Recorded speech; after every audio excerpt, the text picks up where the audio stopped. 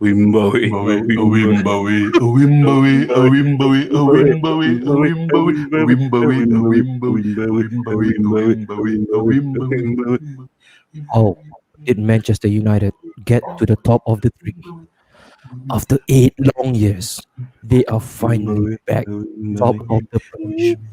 But with all good things and with the law of gravity, they will come down once again. Welcome to the greatest show in the footballing fraternity. This is the Big Focus Napshot Studio. Wimbowie, Wimbowie, Wimbowie, Wimbowie, Wimbowie, Wimbowie, Wimbowie, Wimbowie.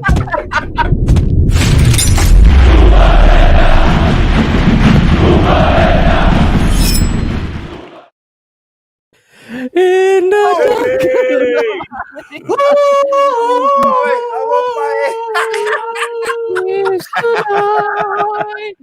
We are finally back once again. Thursday thing, 9 p.m. Napshot Studio, live on 3 different platforms. There can only be one show, the greatest show in the planet right now.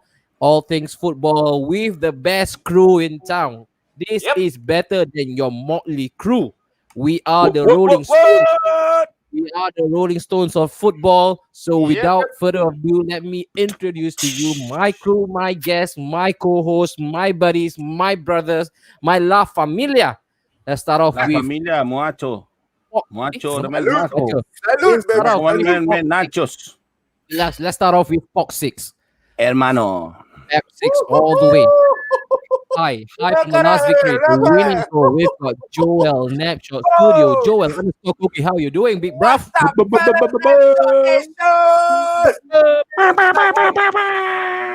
It's gonna be a cracking show tonight. So, fellas, tune in, share across all bloody socials. We are gonna bring this to another level.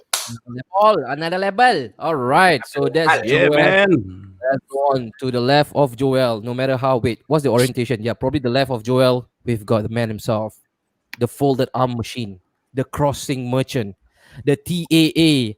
Give it up for Faris Elsa. Go. He's one of our own. Great Alexander Arnold. He's one of our own.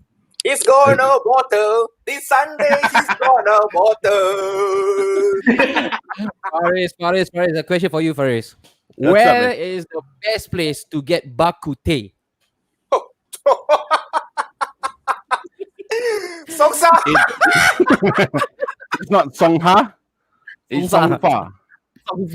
Songfa bakute. All right, Songfa bakute. Songha. I just realized that you know why you mentioned Songha earlier in the live. Why? In the Instagram live, because Songha is rice. It's a brand Songha of is rice, is it?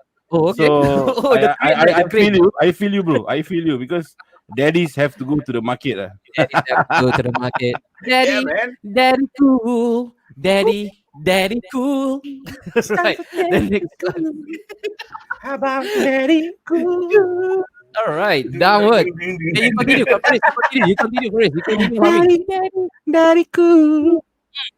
Daddy Representing Cool. Manchester United. Daddy Napshot Studio proudly presents to you Daddy MP, one and only, the sliding merchant. Mark. Daddy cool. Mark, a question for you, Mark. A question for you. Should we ever put cucumbers in our nasi lemak? No, man. What a waste. What a waste. And why is that so? Is cucumber considered a veggie? Yeah, man, because it's certainly not meat. Woo! Man's got heat. Man's got heat. All Man's right. gotta eat. Man's got Man heat. got it. Mark Share has been asking for share. meat ever since morning. I want to look. The viewers want to look. They are intrigued. They want to see what do you have on for today. Look at that beautiful t-shirt of yours. Can you just probably stand up a bit and show them? There you go. Reshi. Could Reshi be the key? Could Reshi be the game clincher? Could he be the game breaker come this Sunday against the Swan Nemesis, Liverpool. Then, of course, there can only be one guy to join us. Come on, I need some music at the back, man. Come on, let's go. The one and only. He recently got impeached. He got impeached for his previous show. He belongs to the code red. But after the impeachment act, we finally got the one, the only football oracle in town. He usually gets it wrong. But he's still full of confidence. He is the mayor of football. Show some respect, show some love to the one and only war veteran in football. That is mayor for Napshot. Oh, Mayor, being a guy. What is it? He came out of nowhere shouting like, Yeah, before we start, I'm gonna throw you a curveball, Mayor. I'm gonna throw you a curveball right off the bat. I know you are right now stationed in Malaysia, and they pride themselves as being one of the country that provides really good kick-ass Indian food. But when it comes to nasi biryani, who does it better? Who does it better? Tell us, Mayor. Tell us the truth. It's from Hyderabad, bro. oh, I Hyderabad. gave you two options, Mayor. It's Two either options, Singapore or Malaysia. Where did the Hyderabad come from? Wait, Hyderabad is Hyderabad Road in Singapore. So far, I've tasted the best nasi biryani is from Hyderabad, bro. Hyderabad. There you go. Diplomatic answer. Mayor will still be in Malaysia until the foreseeable future. Hyderabad. Yeah, all right. So, guys, thank you so much for joining us. Of course, this is the big focus. We've got a couple of guys already chiming in the comment section. Let's go through all of them. We've got Michael Ismail, the first one. What's up, Napshot Nation? What's up, What hi, up? What up, what up? What up? Muhammad Casper as well. Hi, Joel. How are you? What's Joe. up, Mama? Muhammad Casper. Thanks, Mama. What are Thursdays for? FB, C, BF Live. What is it? Is Hey, this supposed to be a Victor. tough? Victor. The man. There you go. There you go. The biggest lover. I'll of read this. Manchester. I read this. What's up, fellas? Fuck Man United. Take that, Jose. Oh, thank you. Mama Thank you so much. Mama Casper also like and share that. Guys, please do so. Thank you It's so free of much, man. charge. Thank you so Thank you much. Thanks, Mama. Thank you, Send us Mama. your address.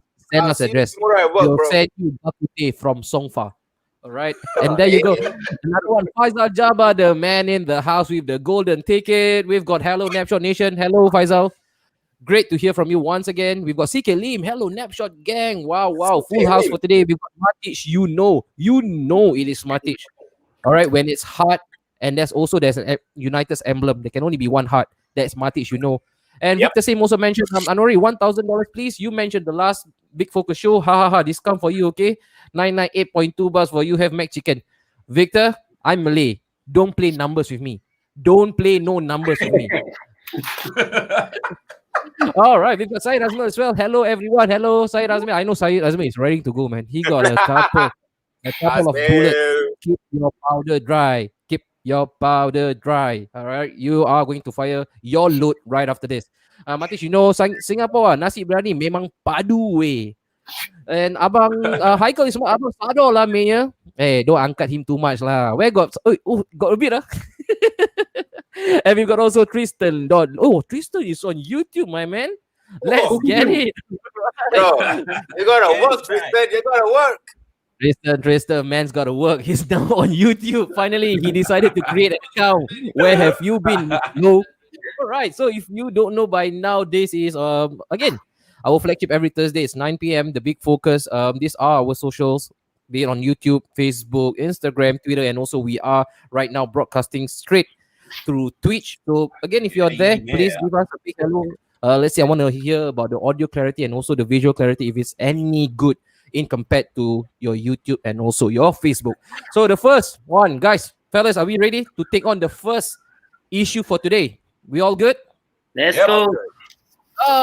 The big one. Let me just minimize this. All right. So in terms of visual, get shit, get bang. Let's go with this. All right. Can we see this, guys? This is, of course, the elephant on top of the tree. Elephant on top of the tree. This defies all odds. It defines science. It defines physics. This is metaphysics. An elephant climbing all the way to the top of the tree. I'm gonna start with my man Joel Cookie.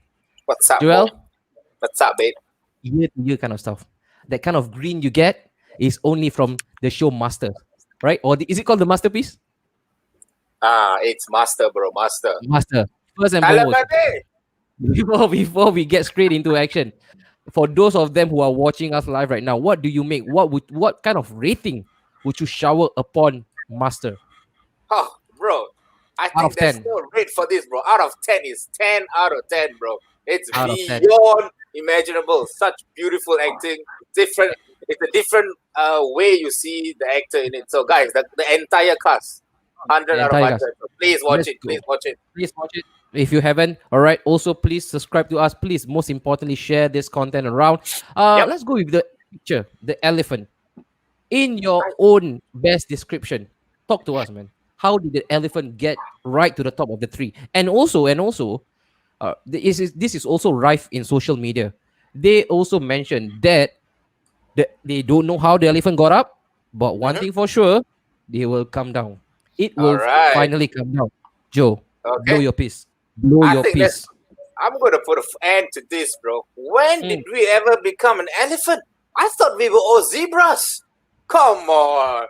At the start of the season, when you guys and all actually trolling us that the zebras are actually back playing this season. So how the hell did we end up being an elephant? I think the elephant was actually Liverpool. They couldn't hold on to the top spot for long, and they just fall off the branch. The zebras are here to take over, my brother. All right. Back. Mayor, I know you're a Liverpool guy. Okay, looking at the elephant on top of the pile, how does it make you feel right now? Will they come down? Will they come down this Sunday? As we know, guys, elephant is a big animal, you see. Okay, thank you for that information. That's really helpful. Of course, we know, that's why I said it's going up the tree. Even How come? small trunk of tree. Small trunk of trees. Okay. Yes, at the very top of the mountain, some more. If you can look at it properly. Look Yeah. at the picture properly. Okay, But- I am analyzing. But when it's going to drop, it's gonna drop hard. Bam! Ooh. What is this? You angry or what? Yeah, Something boy. else. Bro, I think And most- you are good. most You gotta feel it, bro. You gonna feel it, bro. Okay, so the drop will be hard. I mean, Yeah. Liverpool is a liver bird. Ah. A bird belongs on top of the tree, Okay. What? not an elephant. What? Okay, not an elephant. An elephant doesn't belong on top of the tree. A bird Right. belongs on top of the tree. Right now, the elephant is trying to disturb the bird on top of the tree. So, yeah, you will Wait. fall hard, lah. Fall hard. Friends, being a Liverpool fan, how did Yeah. it happen? How could you even allow for this to happen? How could the elephant slowly climb up top of the tree? You guys will be held culpable for this, because right now the whole humanity, the whole human race, they relied on you heavily, the liver bird, and you guys flattered to deceive. Bro. What has happened? Why have you guys allowed them that room to climb all the way to the top? It's been a while since we see an elephant on top of the tree. Am I right? It's been a while for me too. Yeah. So let them go up there, lah, for their fun. But I already tell them, bro, you go up so high, you very heavy, bro. You fall down very hard. Then he said, don't want. He said, I don't care. I will come over the top. But I'm just waiting for him to fall, lah. I'm just waiting for Okay. the elephant to fall. That's all. Ayo. I mean, Yeah. come on, man. I think Liverpool fans got to get new banters, man. That was the banter that we United fans were singing when we were winning Premier League after Premier League after Premier League, top of the table after top of the table. Oh, crap. 5 years later, or 5 years ago, then we can realize, ooh, the elephant is back to the top. No, okay. Ooh. Yeah. Wait. I'm gonna put in a restraining act. All right, I'm gonna pass the mic right now to NSS Mark. Mark, a lazy bum. You can't even spell Napshot Studio for your dear life. I told you many times to just spell out our company's name, Napshot Studio. Why can't you just do that, Mark? But anyway, Mark, you have been running your mouth off really running your mouth off all over the internet. I see your name appearing on my feed time and time again. It's almost innumerable how many times I see you bantering people, throwing shits at people, throwing shit onto their plate just because you're top for a moment. Aren't you scared of the backlash that you're about to receive? Napshot Studio, Mark Horsege? I don't know, man. I mean, we have a fridge for captain, right? And you heard of the elephant and the fridge joke. So what I shall do with this elephant is you open the fridge door and put the elephant inside. Because we are zebras, you see. And if you watch an Animal Planet, right, zebras, they have this bird on them eating off the parasites. That's Liverpool, man. Because we're the freaking zebras. So this weekend at Anfield, right, you go and eat off our dirt, man, and we go whack you over at Anfield. So that's what to do on this, man. Mark, for saying that, you should be on Crime Watch. All right? That is criminal of you to come up with such a good banter. You should be arrested now. Hey, what a good banter. So you are trying to imply that all this while that liverbird has been feeding off dirt off your back. No, they're not at the top of the table. They're on top of the zebra's back, bro, licking off our that There you bird. go. Yeah, man. Perfect. Oh, Perfect answer. Mark, I've known you for 35 years. This is probably the proudest day. sorry, guys. Proudest day. Really nice one. All right, let's go on to the comment section. So, and also, in all seriousness, for those of you guys who are watching us live right now, I want to hear from you guys. Hear it out aloud. Place it in the comment section. All right, just twiddle with your thumb. I want to know how long can Manchester United, the zebra, maintain their top spot? Could it go away this Sunday? Do you reckon they can actually slide down the table again this Sunday? I want to hear from you. So let's go. Manchester United get to the top for now, but can they last the distance? A question that a lot of women be asking. Can you last the distance? Right? And then, hey, Lee Alexander, hey, this elephant pig familiar, Lee. Hey, Alex. Arrest Why me. never put any Arrest me. medical person out there? Arrest me for being a meme stealer. Okay, we've got Said Azmil as well. Let me see what we have. The elephant that used to be on the tree was asked not too long ago, so I wouldn't laugh just yet. There you go. Somebody who is more grounded. Faisal Jabbar also mentioned, Joel, you berat buntut. Joel, I don't want to translate this for you. Please translate. This is really hideous, man. What is Hideous. this meaning? I don't want to explain to you. It Come means on. fat bum or heavy bum. Oh, yo. Of Ayo, course, we're yo. heavy, bro. I mean, Underwear.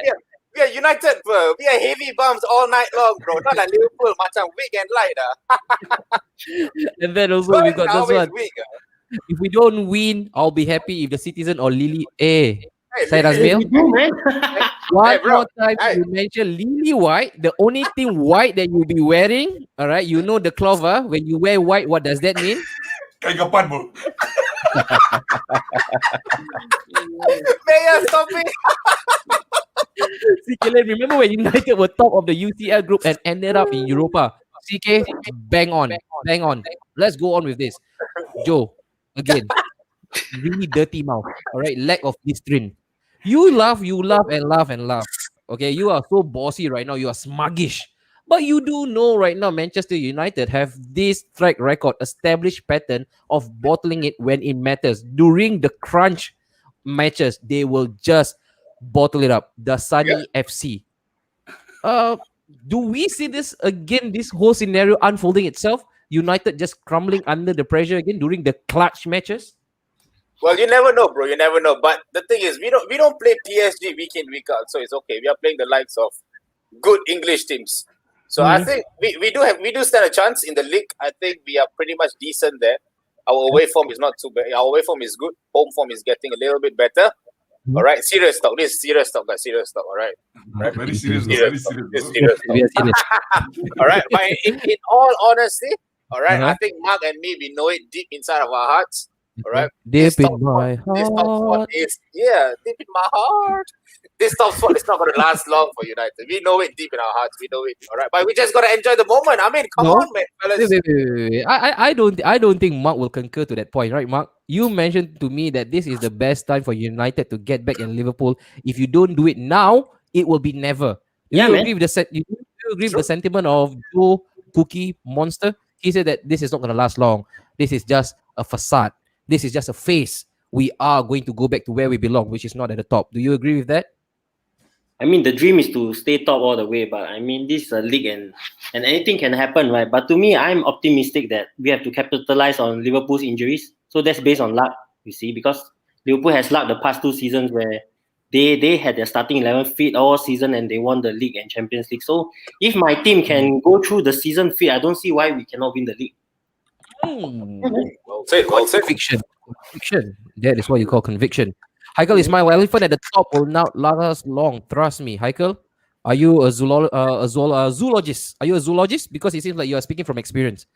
I would love to visit your zoo because it seems in your zoo, the elephants are at the top of the tree. Yeah, okay? exactly. They are always at top of the hill.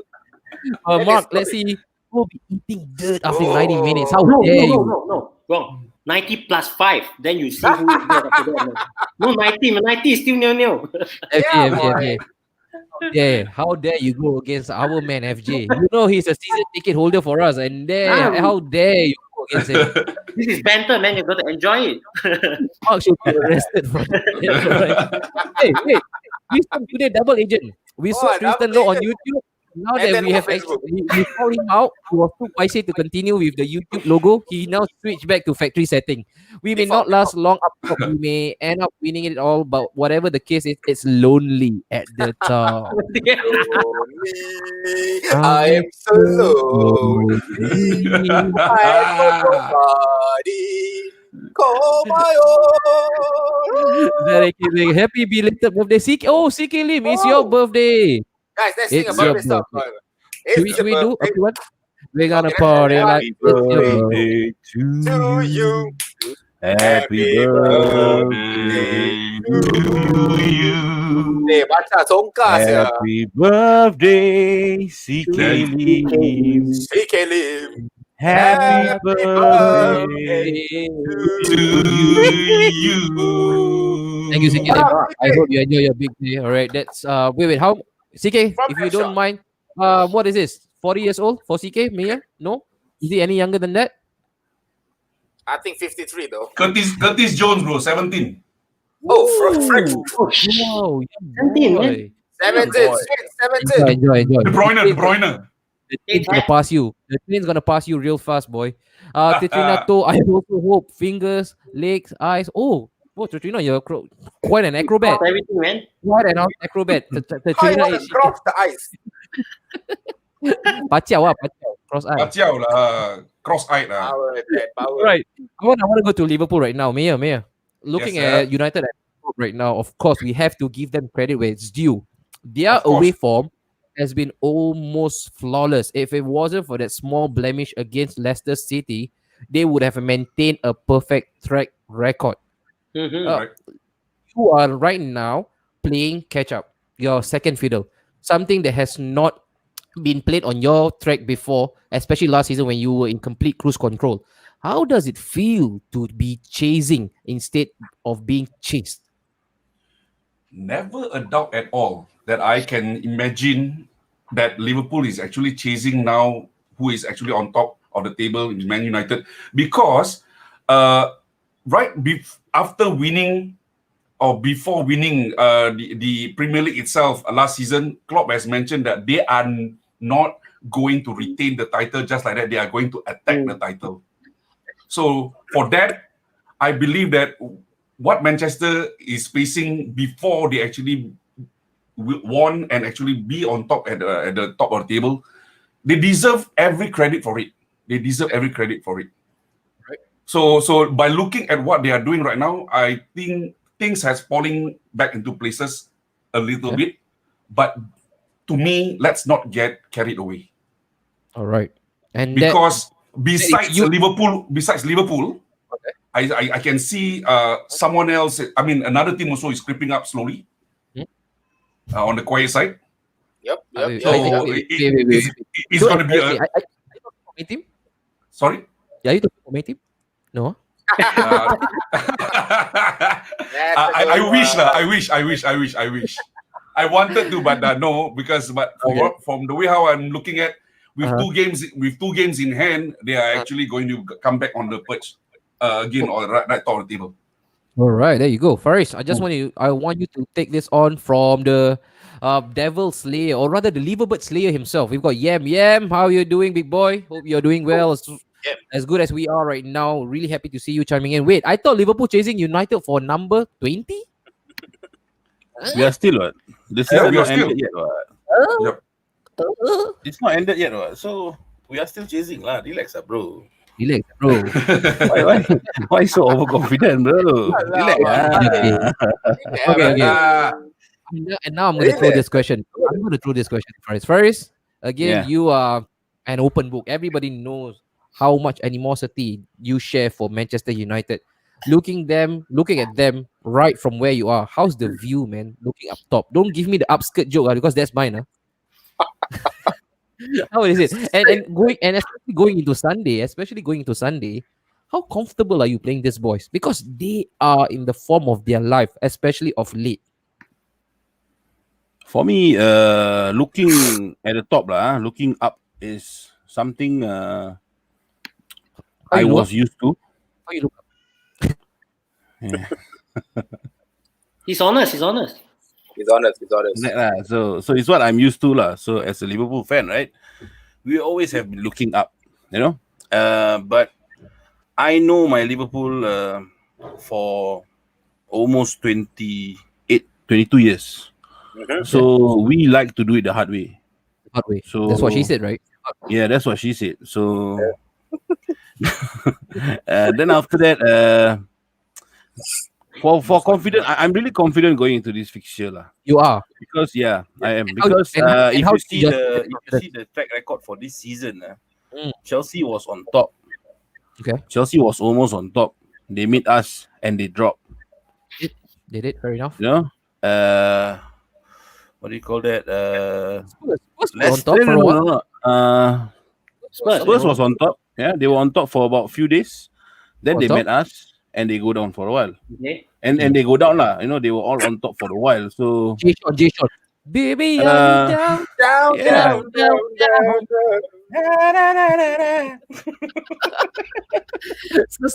So they I'm were on just- top. I'm just waiting for Liverpool is gonna meet Man United. Alright. Now they are top, and they will go down lah eventually. So Alright. yeah, They will. so They will. it's like that lah. It's like that. Yeah. There is an air of inevitability for United to go down. Jay-Sean, baby, are you down? Faris?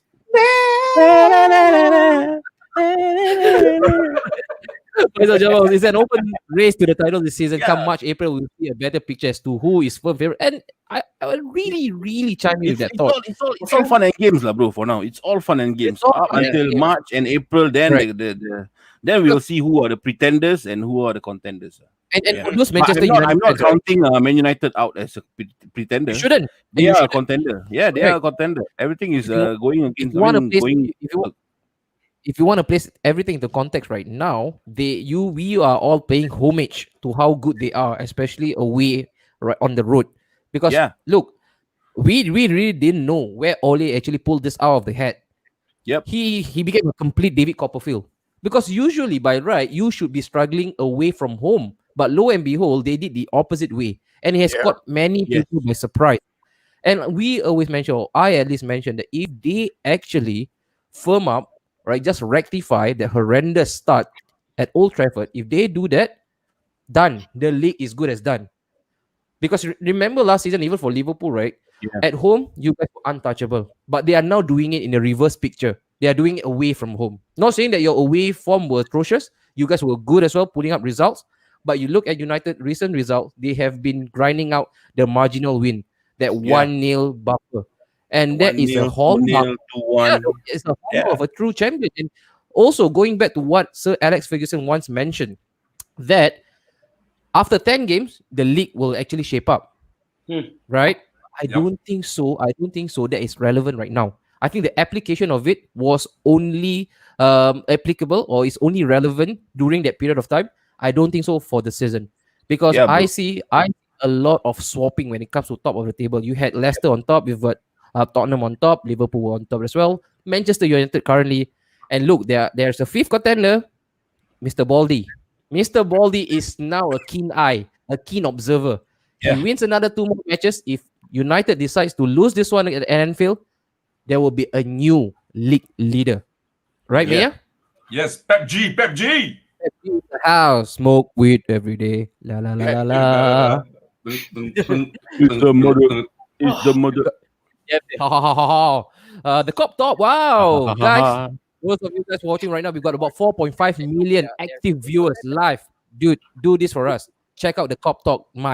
Gonna be a cracker. Hashtag Liverpool, Manchester United. Hi, Yes, Razmil man. as well. If I can remember correctly, United ended our unbeaten run at Old Trafford in 2006 with a late winner. I hope we can do the same. And of course, the most obscene comment of the night so far. All right, goes to Top Tech Nine. We have Lord Origi. We've got a couple of lords. A couple of lords. I think every football club have their own lord. Maybe I want to start with Arsenal. We had Lord Benner. All right, so Liverpool right now have Lord Origi. And Manchester United, correct me if I'm wrong, you guys have Lord Lord Lingard. Lord Perfect. Lingard. Lord Lingard. Lingardino. Hey, Mark, I'm angry with this guy. I shouldn't even be picking up his comment. And why is it? Why is that so? He went away on loan without permission, bro. Yeah, you went on loan. You abscond from Napshot Studio. You went to the other channel, and now you're back. You His sure? behavior is worse than Guendouzi, man. This fella going Gunduzi busy. don't want to come back, bro. Gunduzi don't want to come back. Guendouzi scared, bro. Child Yeah. abuse at Arsenal. Child abuse. All right. Okay, it's my Welcome all the back, best to Ridwan. both club. Best team wins. Yep. Also, just joking. I don't take it seriously. The cop to half. Faris sounded like Kotte Day. What is this Kotte Day? No, it's a contender lah. Contender dengan Contender Kotte lah. dia. Kotte Day is to Manchester United. Prem 9. Hi, Anis, bro. Hey, Prem. Hello, Inside Anis. Prem, inside this stream, there are 5 people. You only say hi to Anis. Anis got pay you monthly payment, is it? That's why. Michael is Matip fit. Wait, Matip will never be fit. Nope. He can get Nope. injured just by breathing oxygen. No. We need to reply. We need to reply, Heikel, so we can reply to this. Okay, haha, bro, Joel, me is fit. Matip is.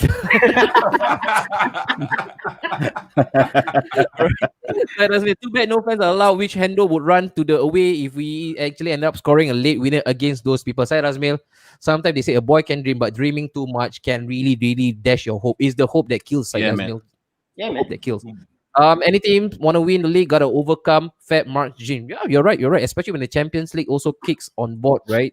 Especially the top teams, you guys to travel away, the two-legged form, and then also if you guys are still in the FA Cup, all these fixtures congestion will actually amount to something, and it's usually detriment towards your Premier League pursuit. It depends if you guys want to throw away. I know Klopp and Liverpool, right, Faris? You guys Yep. pick your battles. You guys are the flat track bully. That's why I call you out. Mr. Marks 22, Manchester United for the league, and yet he has Zidane as a Hey, bro. Bro, he's from Bro, Twitch, bro. Hey, Oh, he's on Twitch. bro. Twitch. Oh my God. You are from Twitch, bro. I don't know who you are. God bless you. You are the best. All right, please follow us on our Instagram, Napshot Studio. We've got something special for you, bro. All right, Yeah. Mr. Marks 22. Yeah. Oh, there's a continuation. All right, so Manchester United for the league. If we beat Liverpool, all right, If, and yeah, then. if. Thank you, Napshot Nation. Pleasure, man. Pleasure is all ours. All right. Pleasure. Again, guys, do check them out. Brilliant, Yeah, man, brilliant brothers content. across brothers. Correct. And most importantly, really awesome people. I'm predicting a draw game at Anfield. At least we know Liverpool won't sit back. Hi all. Ha ha ha. And then Hendo will run to ref when last minute VR call happens. Right. Let's go to the next one. All right. I think we have also all cleared. All right, the doubts there were a lot of questions why the elephant was on top. I guess we have said our piece. I hope that everybody is happy in the stream. I want to go to the next one real quick. Again, the Northwest Derby, right? The derby of all derbies. Is it still the best derby? Because you know the intensity, the magnitude, all right, how feisty it would be, especially if you want to roll the tape all the way back to the 80s, right? Maybe you came from the 80s. Maybe you want to share with us as a war veteran who has gone through Japanese occupation, right? And also for someone who has gone through Cold War, living in Siberia. living in Siberia. Eating below the belt don't count, okay, brother. someone, someone who has lived that long, all right. Talk us through, man. In the 80s, when you guys were the all dominant, the supreme lord of football, what was the intensity like when it comes to the derby against Manchester United? It is always intense because I can still remember a few games which is actually when Liverpool meet Manchester United.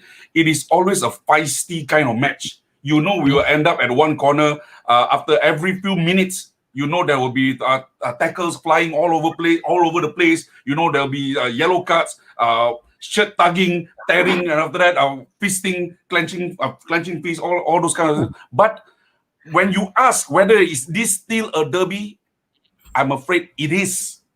To all the viewers, it is still the best and the biggest derby of all matches to me. Because this is the only match that I can actually think that everybody wants to watch, even though they are neither Liverpool or Man U fan. Fair enough. Yeah. A big spectacle in that respect. A big spectacle for football. Joe, we all grew up in the 90s, right? We are the 90 kids, the cool kids. All right. Legend has it, all the cool kids were born in the 90s, especially 1990. The start, we crashed the party. Or rather, we gate crashed the party. We broke the dam. But you growing up as a Manchester United boy, and then you guys had all the glory in the 90s. How do you view the derby against Liverpool, who were never part of the conversation back then? I think keep it simple, An. The moment the fixture list is out, the first game we always look forward to, we will always see when are we playing Liverpool. That is the game, bro. It doesn't matter if we are going for titles that game. It doesn't matter, bro, because it's all about bragging rights. It's all about bragging rights. I can lose to Liverpool and still win the league. I'm still not convinced. I'm not satisfied. I need to win Liverpool, bro. It's like a bloody rival that eats me every day. It's a rivalry that eats me every day, bro. Cannot, bro. Tak boleh take it. Tak boleh take it. Especially that day. That day is derby day. Cannot sleep, bro. Cannot sleep. Because you know why not? No matter how many points you're away from the top during those days, that game matters a lot. You know why not? The moment you lose that game, despite winning the league, habis, sudah mati, ba. Sudah mati, ba. Malay, Chinese, Indian accent all in one. Sudah mati, ba. Yes. Finish, bro. Finish. You're just finished as a United fan. Finish. You're done and done. Finish or finish? Finish, bro. Finish. It's done. It's done. Oh. Yeah, but the thing is, this derby, all right, this bloody rivalry, all right, will go on for ages. Will go on for ages, man. Yeah. Mark, I want to hear from you, Manchester United fan. Then I'm going to push this to Faris. Look at that, man. Look at that. That is emblematic to how dominant and supreme Liverpool have been for the last few seasons. Look at that. Cold, sculpted, muscular, Not a big overwhelming, game player, they say, yeah. overpowering. You, bragger, you're a bona fide bragger. I've never seen another guy who talks so much shit and smack apart from you. So when you go through that dark phase, I would say that it's really a dark phase for you, right? Looking at Liverpool trampling all over you, this feels like a renaissance period for Manchester United. How do you view the derby? Like Joe mentioned, you can be winning the championship, but this is a no-no, a big no-no. You can never lose this. You lose this will be considered as a cardinal sin. This is a punishable offense by federal law and martial law as well. It's almost a sackable offense, and a lot of managers has been sacked on the back of a losing result against Liverpool. How serious do you view this match, in your opinion? And before you do that, I also want to hear from all our viewers right now. Thank you so much for still chiming in. We've got a lot of ground to cover right now. Take it easy, chillax. Tomorrow is a Friday. We want to talk about all things football. After this, we're going to move past the derby, but I want to hear from you guys. Is it still the best derby? And also, just to add a bit of fun, who comes close to this derby? And I just want to talk about the Premier League context itself. Come on, Mark. I want to listen from you.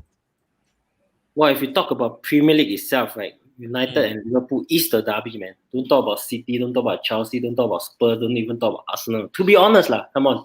20 versus 19, 3 versus 6. Respect aside.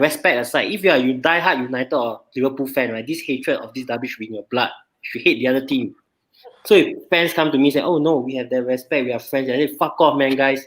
If you are a United fan, you don't make friends with Liverpool fans, man. You walk past them, you stare at them, man. As in, the respect is there, yes, but you're not friends, man. You're freaking enemies. You go to Manchester, you don't go to Manchester and tell them, oh, Liverpool are my friends, man. I mean, they can send you on a flight home straight away. Oh, that intense, huh? That intense. I mean, this is the derby, Why man. can't we be friends? Why can't we be But I friends? mean, this is the biggest game in EPL context, man. Hello, brother, you my friend, man. Hey, come on, You- bro. You know what I mean, but it's just a friend. You look at So the No wonder you've been replying my text without a smiley face because you're Hey, my dude, friend. point, right? Emma, Honestly, and Mark, do you again echo Joe's sentiment that you can win the league, but you cannot lose this one? This one matters more than life. okay, if I win the league, right, but I lose this one, right? If I lose this one, I won't sleep for one day. But if I win the league, I'll have sleepless nights, man. Too happy, cannot sleep. Vigra FC? Yeah, man. but, look at the emotion on Salah's face, right? That he scored the Okay. second goal against us last season. I want to bring that up, and of course there were a multitude of reasons because he was being slammed for not being a big match player. Correct. Also, that record was haunting him down. That was that monkey off his back because he has never scored against Manchester United, right? Yeah, And then when he did so, Alisson he slid from his goalpost all the way to Tiong Bahru, from Anfield all the way. He slid. Remember? He slid all the way because he gave that assist. And look at that raw passion and emotion oozing out of his little mouth. And I want to go to Faris right now. Faris, yourself, I'm just going to close this chapter when it comes to the rivalry itself. How much hatred do you have for Manchester United and how, again, you view? Because, again, I know you for eon of years, right? I've known you for donkey years. Yep. You had little ammo when it comes to Manchester United because, again, they were winning everything that was on offer. But right now, role reversal, you guys are the one doing it. Clean sweep. Current moment, it's a bit slightly shaky because it does not all seem right with Liverpool. And that's why that little gap has been offered to Manchester United to climb all the way on top. I want to start first. The first question, how much hatred do you have for Manchester United? And also, how do you view this derby? Does any derby come even close to this current one? No, the first question is how much I hate United. Out of 100%, I should say 250%. That's how much I hate them. Yeah, man. So but I respect them. I mean, they are the current holders for the most league win. But you see, you don't compare Arsenal United, Chelsea United. Yes, they have their history, but the history against Liverpool and Liverpool and Manchester United, it brings back all the way before football, man. It was about the Manchester Canal. So if you really go through the history, so that's why the hatred was there. It's the same. It's the same story. Liverpool was the bustling city, the port town. Then suddenly Manchester had this canal build up, and they took everything away from most of the things were took away from Liverpool. So it happens exactly the same as football. Liverpool was conquering the late 60s, 70s, and 80s, and United came, they conquered the 90s, and they overtake Liverpool's record. So it's the same thing. So I share the same sentiments as the plenty of Liverpool fans out there. The hate for Liverpool, for the hate for Manchester United is a lot. It's a lot. He's out of the closet. He's out of the closet. No. Out of the closet. It's just a slip of a tongue, man. Yeah. So It always I starts with think the tongue, bro. It always starts with the tongue. He mentioned sleep and he mentioned tongue. Liverpool stuff. But then again, and now right now the current landscape of rivalry it's slightly different. You guys are on top right now, cowboy style. Yeehaw! Yep. You guys are the one on top. And how does it feel, man, going to a derby with full of confidence, being the favorites right now? I'm confident, bro. I'm confident. Being the favorite is not the Liverpool way because we like to do it the hard way. That's what she said. So And I mean, being a favorite is it's something new, lah. It's something new for a Liverpool fan like me who supported them since the late 90s. So because we were never favorites, we were always the underdog when it comes to Liverpool Man United. So Right. we do come as a favorites in a certain season, but not every season like how they were favorites. So being favorites is something new, but the confidence is still there. When it comes to my prediction of a scoreline, I'll always be realistic. But when it comes to United, I really want to trash them hard. Trash them hard. So yeah, Right. That's 11-0, 12-0. That's how much I hate them, man. that's cricket. You gotta call Sena. Right, Sena is involved in cricket. You gotta call Sena. Sena is involved in cricket. But then again, I think the best theme song, right, for this Sunday's matchup, the biggest toss up so far is by Yeah. Nirvana. Come as you are, as you will. Come as you are. Right, come as you are. Those that visiting agent. What a voice. You are rabak, never support me. Give me a bit of backup. Never listen to rock or what you all. You Alright, what must PM first. PM how? I'm like, we go by side as well. Best derbies, Liverpool versus Manchester United, and then followed by Barcelona, Real Madrid, the Madrid derby, North London derby, and the Tyne-Wear derby. Okay, I'm gonna rate even the Oldham derby high up on the pedestal, man. Right, when it comes to pecking order. Faisal Jabbar, Liverpool, Manchester United, it's all about bragging rights. Yes, sir. Yes, sir.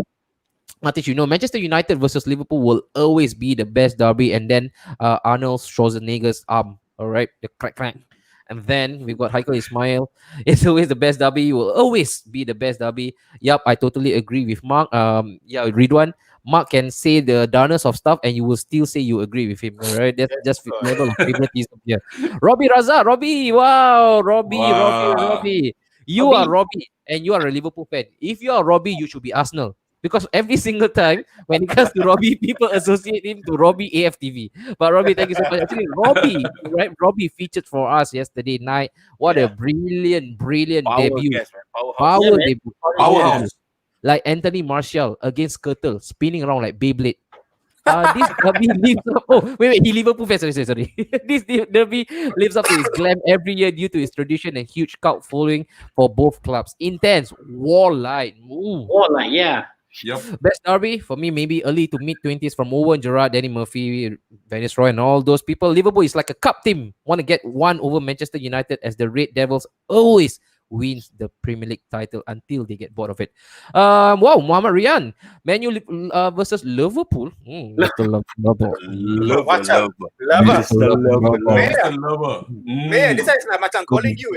What's up, Mr. Lover boy? Lover. Hey guys, look at it. It's actually very nice. Man U versus a Liverpool. It's not derby in traditional sense, but it's an Inter. I thought it's Inter something. If you guys get it, No. 12 more minutes, all right? Hey, yeah, it's too strong of a word. I prefer to use the word dislike. Whatever that rocks your boat, so maybe you are someone more placid, not like these people who I have, really bunch of savage. They are Viking. Get more penalties. Okay, quickly, I want to go with this. Let's hear from Joe. Joe, is this again another stellar mindset game, or rather mind game from Klopp for Ole to buy into, or for the officials to finally just brush up? So when they don't get it, or rather when there is an opportunity for them to call off the penalty, they will think twice. Mind game. You think your manager bought it? Nah, not at all. But the icing on the cake will be if he were to get a penalty at Anfield, bro. Okay. In the 90th minute, if we were to get a penalty via a VAR decision, you gotta see. I love how. Let me pronounce it properly. Here, Klopp. I would love to see the Liverpool manager go bonkers, bro. Go crazy. That is like, I don't know. Like, I don't know, bro. Like macam ais kacang. Sheila, bro. Very nice feeling. Like cendol. You know how you drink cendol? Sedap ni. It's pretty bad, man. Mayor. I want you to take this on. Right, there were a lot of online commentaries coming out from Instagram, especially on Twitter, against Klopp. It drew a really intense backlash, saying that what is this guy talking? Why is he blabbering nonsense? Is he losing his marble? Is he losing his plot? Why is he coming out with such, almost preposterous statement? Coming out with stats of a team that they're about to play, stretching all the way to 5 years, as the old man lost it. We to be honest with you, as a Liverpool fan myself and as a Klopp fan myself as well, I have never seen him go this run before. This is like the first time to see this. The way how he reacted, emotionally angry, anger, and throwing throwing words against towards the referee, and doing the comments and all those words that he mentioned. I'm not so sure what is actually in his mind, because the way how he reacted, probably he's just saying that, at the end of the day, I'm only human. That's the way how I want to react. Maybe I've been keeping it for too long. I bottled it up too much, so I just let it go. So I don't know. It's not a mind game or whatever is that kind of thing. I don't think so, man. But it's the way how it should be actually as a manager. But you're supposed to keep your cool. Yeah, but he right. didn't. Yeah, He didn't. He sounds like He a guy didn't. he has not gotten any service in the so at the bedroom point for- of time, I think also like he lost it. like, di Malaysia macam tak dapat dah. Shock. Mrs. Jurgen, come on, do your husband a favor, Mrs. Jurgen. Come on, treat him right. Because this guy is really losing it on the touchline. He's turning overly prickly. Faisal Jabbar, the hostility between two cities started long time ago. Yes, Sir Fahmi. Hey, anyway, Hey, Salami. How are you, Sir Fahmi? another one, a really good YouTuber with a golden heart. Check him out as well. In fact, our boy Faris, you want to briefly tell the crowd what happened with Sir Fahmi and you tomorrow? No, nothing obscene between them two. It's just Like what professional, Farid was saying. I mean, it's a Friday night, so but nothing obscene lah. So what's happening tomorrow night is I'm gonna go live on Sir Fahmi's channel. He's gonna come out the closet officially. He's gonna come in as a United guest. I mean for their Northwest Derby show. So just tune in, chime to Sir Fahmi's YouTube channel, and just subscribe to his channel, man. He has great content. Yeah, thank you, Sir for all Fahmi, of for you out chiming there, in. man. Appreciate it. Thank you so much. Hope you're doing well back Thank there. you, Salami. All right, the cop talk. I say favorites. What? I'm not used to bookmarking yet. Only one people low. Gotta emphasize the laugh. Mohammad Realists are the true enemy of United. Always have, always will. Dirty bastards. And then Prem 9. Wait. Wow, got situation now. Wait. Joe. Maybe you want to read this, Joe. Wife said, "Honey, where is the remote?" Me, where Manchester United is. Okay, then. What do you mean? Oh, What do you mean? on top of the table. I mean, that's a good one. I mean, this joke always, it never gets old, bro. Sir Fahmi, Liverpool versus Manchester United is the biggest. Very, very hard. Oh, I think this is worth a shout, right, guys? Arsenal versus Manchester United, blood, sweat, tears. Man, we were kitchen sink, man. We were throwing kitchen sink at each other. Yeah. Need someone to disagree with my brother? I'm here. Tristan, always ready for your service. Clattenburg fire shots back at Klopp already. Said Mane and Salah do the same. And wife, girlfriend. Hey, what? Read one. Hey, read, come on. One more time. All right, you're getting out already, yeah? You're on a yellow card. Yeah. Guys, any candidates for the red card this weekend? How? Quickly. If there's one guy, if you're a gambling man, if you want to place your money onto someone's getting a red card, who would it be? Mark, you take it. I'm gonna give it to you. Klopp. There you go. Begging for penalty, man. There you go, Sena. He has finally come out of the closet, not using the Cop Talk account, using his own account. The Sena cricket is a game for gentlemen, but not so handsome gentlemen like yourselves. Do you all watch Sturridge cricket clip on IG? Anyone caught that? No, man. No. Okay, no.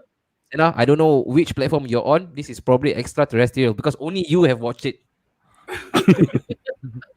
You want to see true passionate derby? Then it's either Old Firm derby or Super Classico. There you go. Pressure getting on Klopp, injuries and form dip. Yeah. Haslam. Wow, we've got Muhammad Haslam as well. Haslam, thank you so much for watching us. Big game, but hope for a United win. Of course. Wow, I got yellow card for what? Say I'm not gonna reply to you. I'm angry at you. Red card, Maguire maybe. All right. Quickly, thank you so much. We're gonna move to the next section. I just want to quickly do it again. Clockwise fashion when it comes to prediction. I'm gonna go with my prediction first. Manchester United versus Liverpool. I'm going for a Liverpool 2-0. What about you?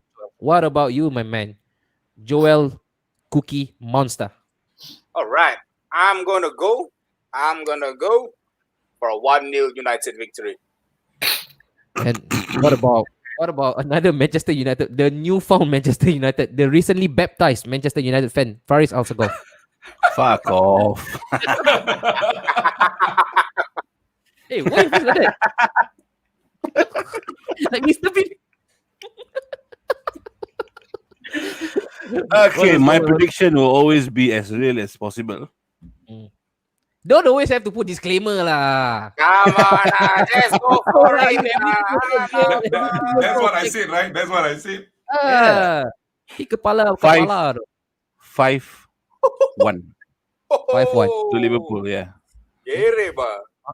Mark, if he's really gonna get that 5-1, what are you gonna do, Mark?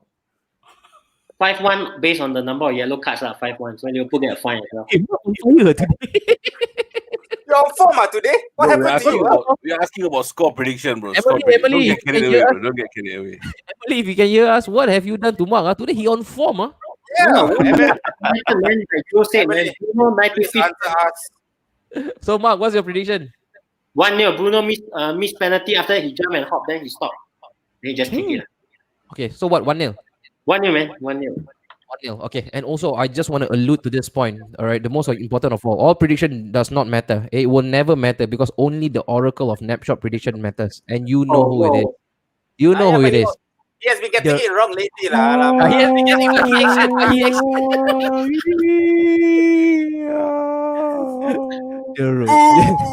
the Richard Gears for Napshot Studio. Nice. Look at it. Oh, he's saying 1-3. 1-3. We win. We win. Wow. The other way around, bro. 3-1. 3-1. Okay, 3-1. The first prediction, you must count the first one. And don't worry, whatever Mayor says, it always will happen in an opposite fashion. So, okay, for those of you Manchester United fans right now, don't worry about this oracle. This oracle right now, a bit dubious already. His credibility is going down the drain already. All right. And Singapore versus Malaysia. Oh, dream team. Oh. That is the best. That is the Okay, best that derby, man. If we go on, Sir Fahmi, Sena look, all not part of the team already. Oh, we love them. We all love them. We all Barney and But if friends, this right? happens, Mayor is gonna be our spy because we put him inside. Espionage. Espionage mission, brother. And then Alexander always have to gotta take the last laugh. Wife, honey, where's the toilet paper? Mark, do you want to continue? Mark, begging. So Laptop, man, forget to charge. me, Alexander. Okay, I'm gonna reenact. I'm gonna take up the role of a wife. You, of course, gonna take up the role of a husband. Honey, where's the toilet paper? Where Man United is. Oh yeah, just flush it away after wiping my ass. Wipe my ass, then 11 place. Wipe my ass. Shit, It's a joke, lah. It's a joke, lah. Old Trafford is old toilet, right? Manchester United is shit, what? All right, then go Said Azmi 1-0. So for me, 3-0, huh? For me, 3-0. Wow, comprehensive. Ooh, very good. This Sena also yellow card already. Yeah. Sena already. This is coming to level of delusional. All right, the highest of level. 3-1 Origi hat-trick, Bruno penalty. Okay lah, Sena. Take. Because I know now you are stuck in a cage. MCO, right? So that's why brain not operating in the right manner. So I'm gonna give it to you, man. My heart goes out to you. Side as 5-1 to Liverpool. Then Joel say this afternoon, or maybe reverse psychology. 5 goals to Liverpool. 5. That will be number of retakes for Bruno penalty. Muhammad Aslam 2-1 to United. Prem, if this is gonna turn into a 0-0, I'm gonna cut my cable subscription. Okay, I cannot take another snooze. No more ball draws. All right. Oracle green stock finishing. Stock habis. Tongkat Ali go and top up. But you can go out or not? You Can. can go out. Or not? That is essential, bro. That was his session. God Zlatan has spoken to me and he says a draw, Prem. Oh, This one is high level already, yeah, because you're talking to Yeah. God. even Mark also don't have that kind of tier one. Hey, look who is here, bro. Hey, Oh, Kelvin, that's you. What's up, Kel, the man? Fat Frank, give some respect. Mayor must polish more trophies to get his prediction. Mojo Jojo. Okay, and then hey, Lee Alexander. It's not funny, okay? Girl. Matic, Liverpool 1-1. And then Senna always has the best laughter. Oh no, Senna has high pitch. He's a hyena.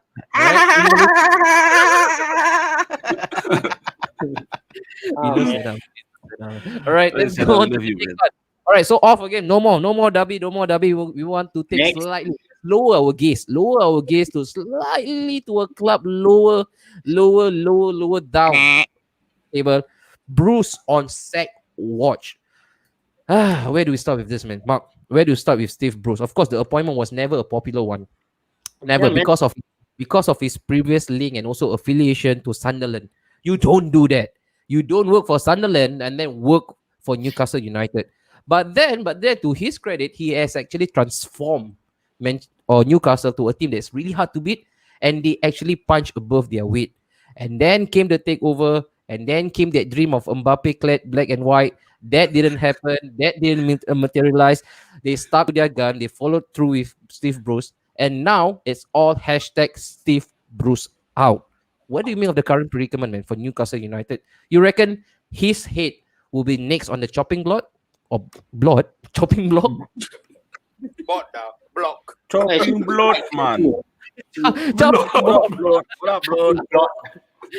What do you mean of his current predicament? This guy just can't buy. Blood. What do you think about it, blood? Well, I mean, blood. okay. We talk about Steve Bruce, right? I mean, when he drew with Liverpool, even the Newcastle fans weren't impressed. That because when they play the top teams, they sit back and they get a result. But when they play the bottom teams, they don't seem to grind results out instead. Where they always say Steve Bruce can't attack well with his team. So you look at the Sheffield United game. I mean, Sheffield United didn't win for the whole season, and shit. I feel It's a wildlife there, man. Wildlife. that wildlife. Shit, okay. So- So I don't know. He's very close to a sack, man. You're looking at the Sheffield United win, but But- it's not his fault. He has a red card, right, for his team. So Yeah, that's why. So right now he has a red card hanging loose, and he had to actually again just maneuver his way around. But then again, is it fair? Mayor? Looking at Steve Bruce's condition or the situation that he has actually put himself under or into, do you think it's fair for him to be said? I think it's easy for us to again digest this issue because we are not Newcastle fans, but you know how passionate these people are and how big of a fan base they actually have and enjoy, especially here in Singapore as well. Looking at the football has been dire. It has not been inventive. They have good flair players though, right? They got Ryan Fraser. They got the Saint Maximin. I think he's now out injured. I guess because I've not seen him for the longest time. yeah, They've got Callum Wilson up top. they have Joe.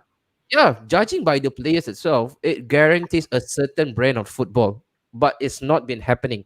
Is it Steve Bruce's fault, or this should be again pointed towards the Apui on top, Mike Ashley?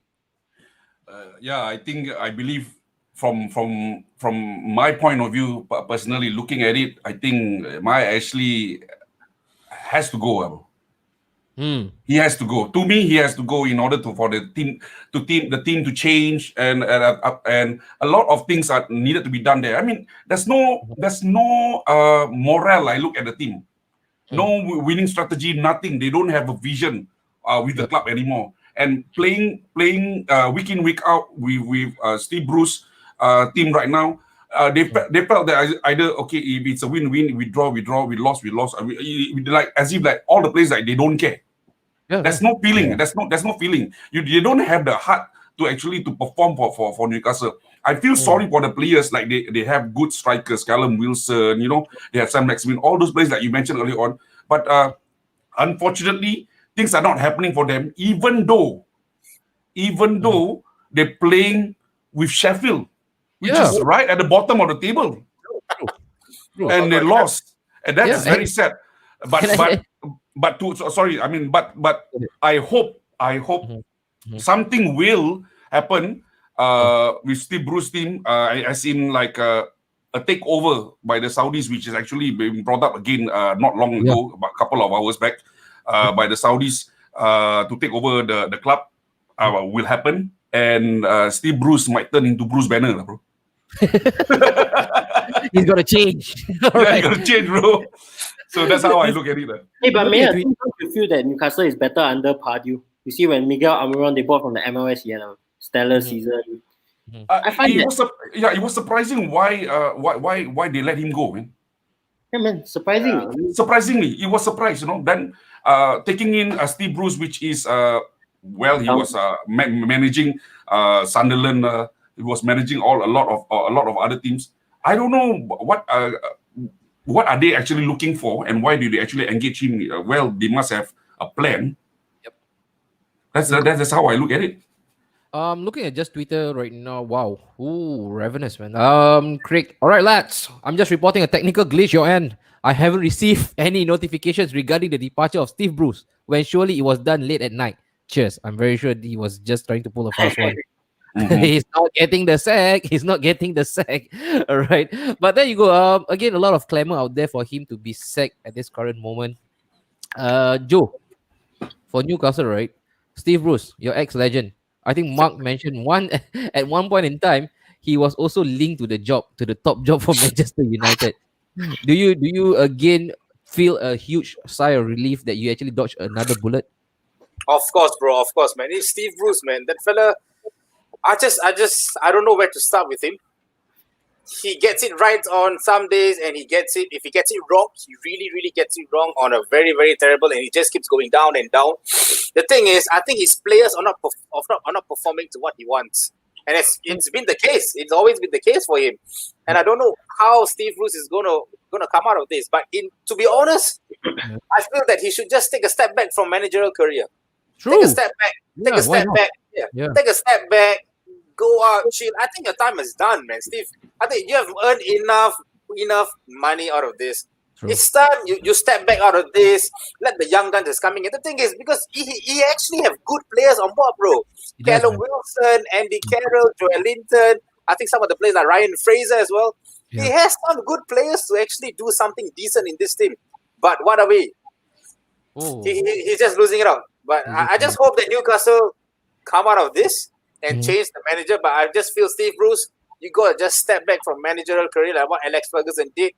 Yeah. Just go back home, spend time with family, and I think you're done with Chilling with the manager. brilliant. Yeah, man. His time at but Newcastle. don't you Wait. feel that players like Saint Maximan can walk into all our benches? And I mean, definitely we'll want him on our team. As Saint Maximan, Yeah, yeah. And this is where I completely understand the grief of the Newcastle, the Magpies, or the Toonami as they call themselves, right? Because he was being brought in. Look, there's always a smack of desperation, and it's always a signal of intent when you hire this kind of managers. Steve Bruce, Sam Allardyce, Alan Pardew, Tony Pulis, which means you are ready to gamble with your tradition. You are happy. You are happy to sacrifice your footballing pattern and entertainment. You're willing to do that, all in the name or on the pretext of survival. But now that he has survived and he has done miraculous stuff with Newcastle United, of course, I think everybody was waiting with bated breath for the takeover to happen. And it did not. It didn't. It would have killed all hopes. And then the easy thing for the owner, which is Mike Ashley in this case, was to just go back to default. Just go on. If it's not broken, don't fix it, right? That's the mantra for him. But at this current moment, the worm is slowly, and the worms and the maggots are slowly crawling out.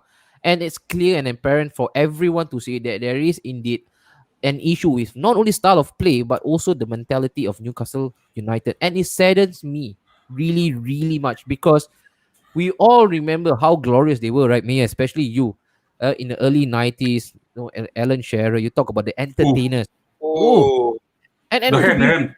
Go, the so head, good. yeah. And then to be reduced to this current state. Look, my team played them last week in the FA Cup. All right, I'm not gonna sound I'm not just going to sound extra wise because we actually played them and we won, but they made it really tough. All right, they were really tough to crack. But I was also thinking at the back of my mind, if they had actually just go on with a bit of an attacking intent, they could have gotten out something. they could have gotten something out of the game. But Yep. because of the mentality of just soaking, right, doing the, like you mentioned, the ultimate Italian job, soak and heat, that didn't happen because we packed back. And I think that is the low lying issue with Steve Bruce and also Newcastle. I think the longer this relationship or this marriage carries on, it will only end in ruins. So I think for the benefit of Premier League as well, we want to see Newcastle flying up high, right? Because Yep. we were all said and done. Remember, we had this big focus talking about the possibility of Newcastle United being among the big boys once again. Yep. And the amount of support, all right, is massive. It's immense. You talk about the size, big stadium, check. Big history, check. Traditional, a traditional cup, check. You got everything going through the Newcastle way. But again and again, every season is, if it's not the manager, it's the management. More often than not, it's the management. So I think for all Newcastle fans, like I don't want to speak for all, but I know very sure this is unanimous. I don't think anybody in the right frame of mind would want Bruce to continue his reign in Newcastle United. So the longer he stays on, I fear the worst, man, for Newcastle United. Um, when you got Joe Linton and Andy Carroll who can't score at all, Callum Wilson isolated up front, only Jeff Hendricks and Ryan Fraser, Matt Ritchie, Sam Maximan is the one who trying. Yeah, true. Steve Yep. Bruce has no loyalty. He managed both Villa and Birmingham. There you go, said Asmil. That's the money shot. You talk about allegiance. You talk about pride. No, not for Steve Bruce. Imagine Even- Deepan hearing this. Even when he can never turn his team into a contender, he will never do that. Yep. I said how Newcastle Have to fans agree. feel us not too long ago. Hope they will bounce back. First, I just want you to close this. Do you think right now the poor old man will finally get the cut? Yeah, I think he will, and most probably Seven Bilic might take over. He's free at the moment, no? Yeah, No. I think he got Beijing go on already. Oh, really? not yet, right? Not yet. I think he already with Beijing go on, right? Beijing go on. He had Yeah, go on. Beijing- On and on and on and on. Yeah. On So and he has on and with on and on. Maybe we want to get that. Yeah, Beijing go on already. Oh, okay. Beijing already. There you go. What do you If mean of- Mike actually want to be ambitious, Thomas What do- Tuchel is available. No, but what do you make of Eddie Howe? Eddie Howe. Right. You don't anyhow. Eddie Howe. Eddie Anyhow, Howe. you know, Not anyhow. Right. I think that will really, he will assimilate and Anyhow, you. fit in into the fabric of Newcastle United. I think Eddie Howe will be a good shot. Plus, he has a couple of players up there who he can actually call his own. Ryan So, Fraser. Yeah, Eddie Howe. Why are you not getting Eddie Howe? Yeah, might actually. So yes, guys, Sack, confirm. confirm, huh? Sack. Right. Yeah. Whew, tough man. Slaven has gone to Beijing already. Thank you so much, Ridwan. Beijing on. Now I'm no longer. Yep. There you go, Kel. Also mentioned Eddie Howe would be a great fit. Also Eddie Howe would have bet show. Yeah, I think so, man. I think so. I think it's best right now. He takes a step up. He has been long frozen out. He has not taken on any job. I think it's best Eddie Howe comes back. You talk about exciting football. Newcastle always pride themselves as the entertainers. I think it's really prime time for them to make that step up, come back, all right, again, make themselves known again, make that mark once again. We want that Newcastle back. Yeah. Yes, 100% sack. Thank you, Eddie Heiko. Howe is a good pundit, man. Eddie Howe is a pundit. It's very good, huh? You heard it? Yeah. No, Solid. we always praise Nagelsmann up to the heavens. There is an English Nagelsmann, and that's Eddie Howe. Howe, Right? man. The English version of Nagelsmann. Yeah. I think he appeared on BT Sports or was it Sky Sports, right? For Yeah. Punditry. Yeah. And I feel he's even better manager than Southgate, man. I think he should have Yeah, and he That- would have already wised up by now. Yeah. Right. Again, taking Bournemouth to a couple of levels, right? From I think from Yep. Division 3 or 4 all the way to the Premier League, and they really retained that position for long with a shoestring budget.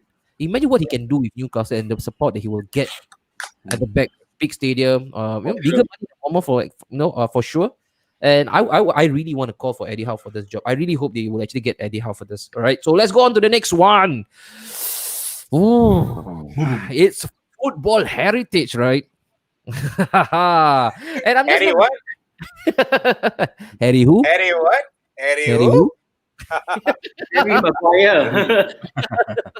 Harry What? what? Harry You're not gonna Mau, win Harry anything. Harry Houdini.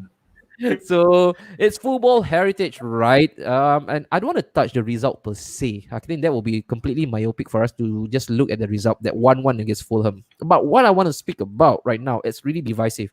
I think we had this last week, right, Mark, with Alex. He talked about the brand of football. I think it's app that we actually brought in previously, Steve Bruce, and now it's Jose Mourinho. I think there is two, we can draw parallel when it comes to the style of football. Safe, defense first, safety first kind of football. Rozak, no nonsense. I want to start with, let's go with Mark this time. Mark, is there a place still for football of such nature right now, especially where in this current modern context, in this current day and age, football is fast flowing. You bomb, no, you create overload after overload at every juncture. Is there still place for such football? Otto Rehagel type of football, 2002 Euro. Is there Euro. is that such a place? Greece. Yeah, Greece, Otto Rehagel. No attack, no attack needed, just defense. I mean, for Mourinho's football now, you can see that it's top four worthy.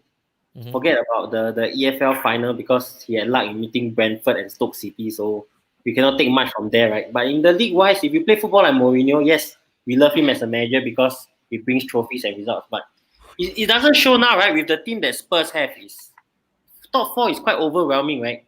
To be top four with that kind of team, Sung Min and Dembele, Kane. So, man, what you think about Mourinho now? I mean, do you think he's underachieving with that current Yeah, setup? good question. Do you think he's underachieving with the current setup, with the amount of players that he has at his disposal? Do you think at this current moment he is underachieving with that brand of football? Because why? I just want to clear the air first. I just want to get this out of the pipe. They mentioned that, oh, it's about getting results. That's football in its nature, to get result. That is the quintessential issue when it comes to football, is always getting the results. For performance does not matter, because you can play beautiful, flowy football, but if you don't leave the pitch with the big three, the big W, that is completely futile. What do you make of football efficiency and football to entertain? Right now, I'm looking at how actually. Okay, I put it very simple. You can have the best players all in your team right now for Mourinho in Spurs, but if the players don't perform, forget about it. You know. And the other thing will be looking at how much time that he actually think about. Okay, he don't have this player, he don't have this player, but he tried to make use of all these players. But will he be able to produce the kind of football style that he wants? Also, that's another question. I don't look at it like whether you have so many good players, but you cannot produce the results. At the end of the day, if your team do not perform and do not score at the end and do not win, you don't get you do not get anything out of it. You can have money in the bank also to buy this place, but the thing is, will you get? Yeah, there you go. But I don't look at it how Spurs can actually produce results with players that he can buy. I don't look at it like that. I don't think so that he will perform with the players that he want to buy, because at this moment of time, looking at how many players that he can buy also, I don't think so Spurs can achieve anything with him. I don't look at it. Joe, you had a prior experience. I don't know. I think it's bittersweet. I would say it when it comes to Jose Mourinho. Right now you still got the fanboy of Jose Mourinho, who is still lamenting the bad decision that United board made a couple of seasons ago to actually sack this guy. But then again, he's always the refutal, or his rebuttal from his section is, we get the result no matter what. And you've seen a couple of big matches when you turn up, nobody give you a prayer, nobody actually rate your chance, but then he came out with the big W. The question is, the kind of football that he renders out, does it still have a place in football? Is it all about the result? Or is more about the pattern of play, like what Klopp and also Pep have actually displayed formidably? You do that, your result will come later on. But the building blocks is playing good football, attacking football. What do you say? And His football, does it have a place? the thing is, it's old school football versus modern day football. Old school management versus the new school, the modern day management. Is Mourinho able to bring in his old school tactics into the modern day football? That is the big question that we should be asking, and he should be asking himself. Because till this day, Mourinho still stick by these old school ways in terms of man managing, in terms of player, in terms of tactics wise, or even management as a whole club. All right, if you look at Jurgen Klopp at the other end, all right, he has able to bring in his old school tactic and mix it up with the modern day techniques in terms of man management. He is really uptight and close with the players. But for Mourinho, he doesn't get close with the players. He only get close with certain players. If you're a key player in the particular club, he's particularly close. Like in Chelsea, he was uptight and close with John Terry, Frank Lampard, Didier Drogba.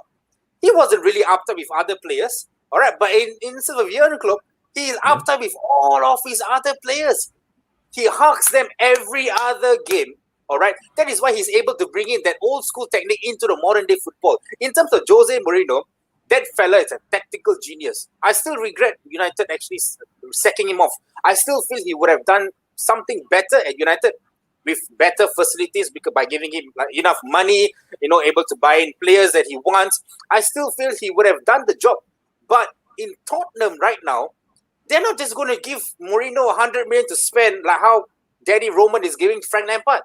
No, that's not how Tottenham runs. So it's going to be difficult for Jose Mourinho to actually get in new players, and he has to stick by his philosophy, and he has to come out of his own philosophy whereby I'm going to just stay here and do old school management. No. If Mourinho wants to get something out of this Tottenham team, he has to come out of the old school tactics, blend it together with the modern day tactics. Perfect, Joe. Perfect. Nice stuff. There you go. This is really, really good from Ezra Sharil. Yeah. Check out his outlet, his F&B establishment at Chai Chi. Superb Western food. The fish and chips, the burger, the steaks. Ooh la la. Check him out. All right. Tabs, TABS on Instagram. Check him out, man. This guy is a nature of freak. A freak of nature. Superb stuff. All right, but then I just want to take away his comment here. That's why Arsene Wenger can't continue to extend at Arsenal. He's an analog manager in a digital world. Faris, you are really lucky, man. You are in this really luxurious position to watch your team play really entertaining football for the past 5 or 6 years. Even under Brendan Rodgers, right? It was kamikaze at times. It was suicidal at times, but it's always entertaining. The 13-14 season. Yeah, but I want to ask you, man, if you were to replay the tapes, all right, roll back the tapes, if there were certain games that you felt that Brendan Rodgers could have just shut up shop, turned into a little bit boring. Let's put it that way, a bit more boring. Would you have taken that? Would you be okay with a football methodology of being something which is, like I mentioned, it's all efficient. It's efficiency at best, no entertainment. As long as we go off the pitch, we get the result. That's all that matters. For Would me, you buy that kind of football? no lah, bro. But for me, we only do that when it matters lah. When it's a really hard game, then we go with result matters. But if you can play exciting football and win, why not? You know what I mean? Like the likes of Leeds right now, still losing to Man United 6-2, and they are still attacking at the 90th minute. No, that is what we want from our football team. The desire to go and play, not to sit back and relax and park the bus, park the helicopter, park everything that they can park there. Park you? You know what I mean? Park you? Park you also cannot, bro. The thing is, you would never buy that. What if Liverpool, all right? I just want to put this hypothetical question to you. What if Liverpool decides that they are going to take the masters of the dark art to come into the frame right after Klopp's tenure?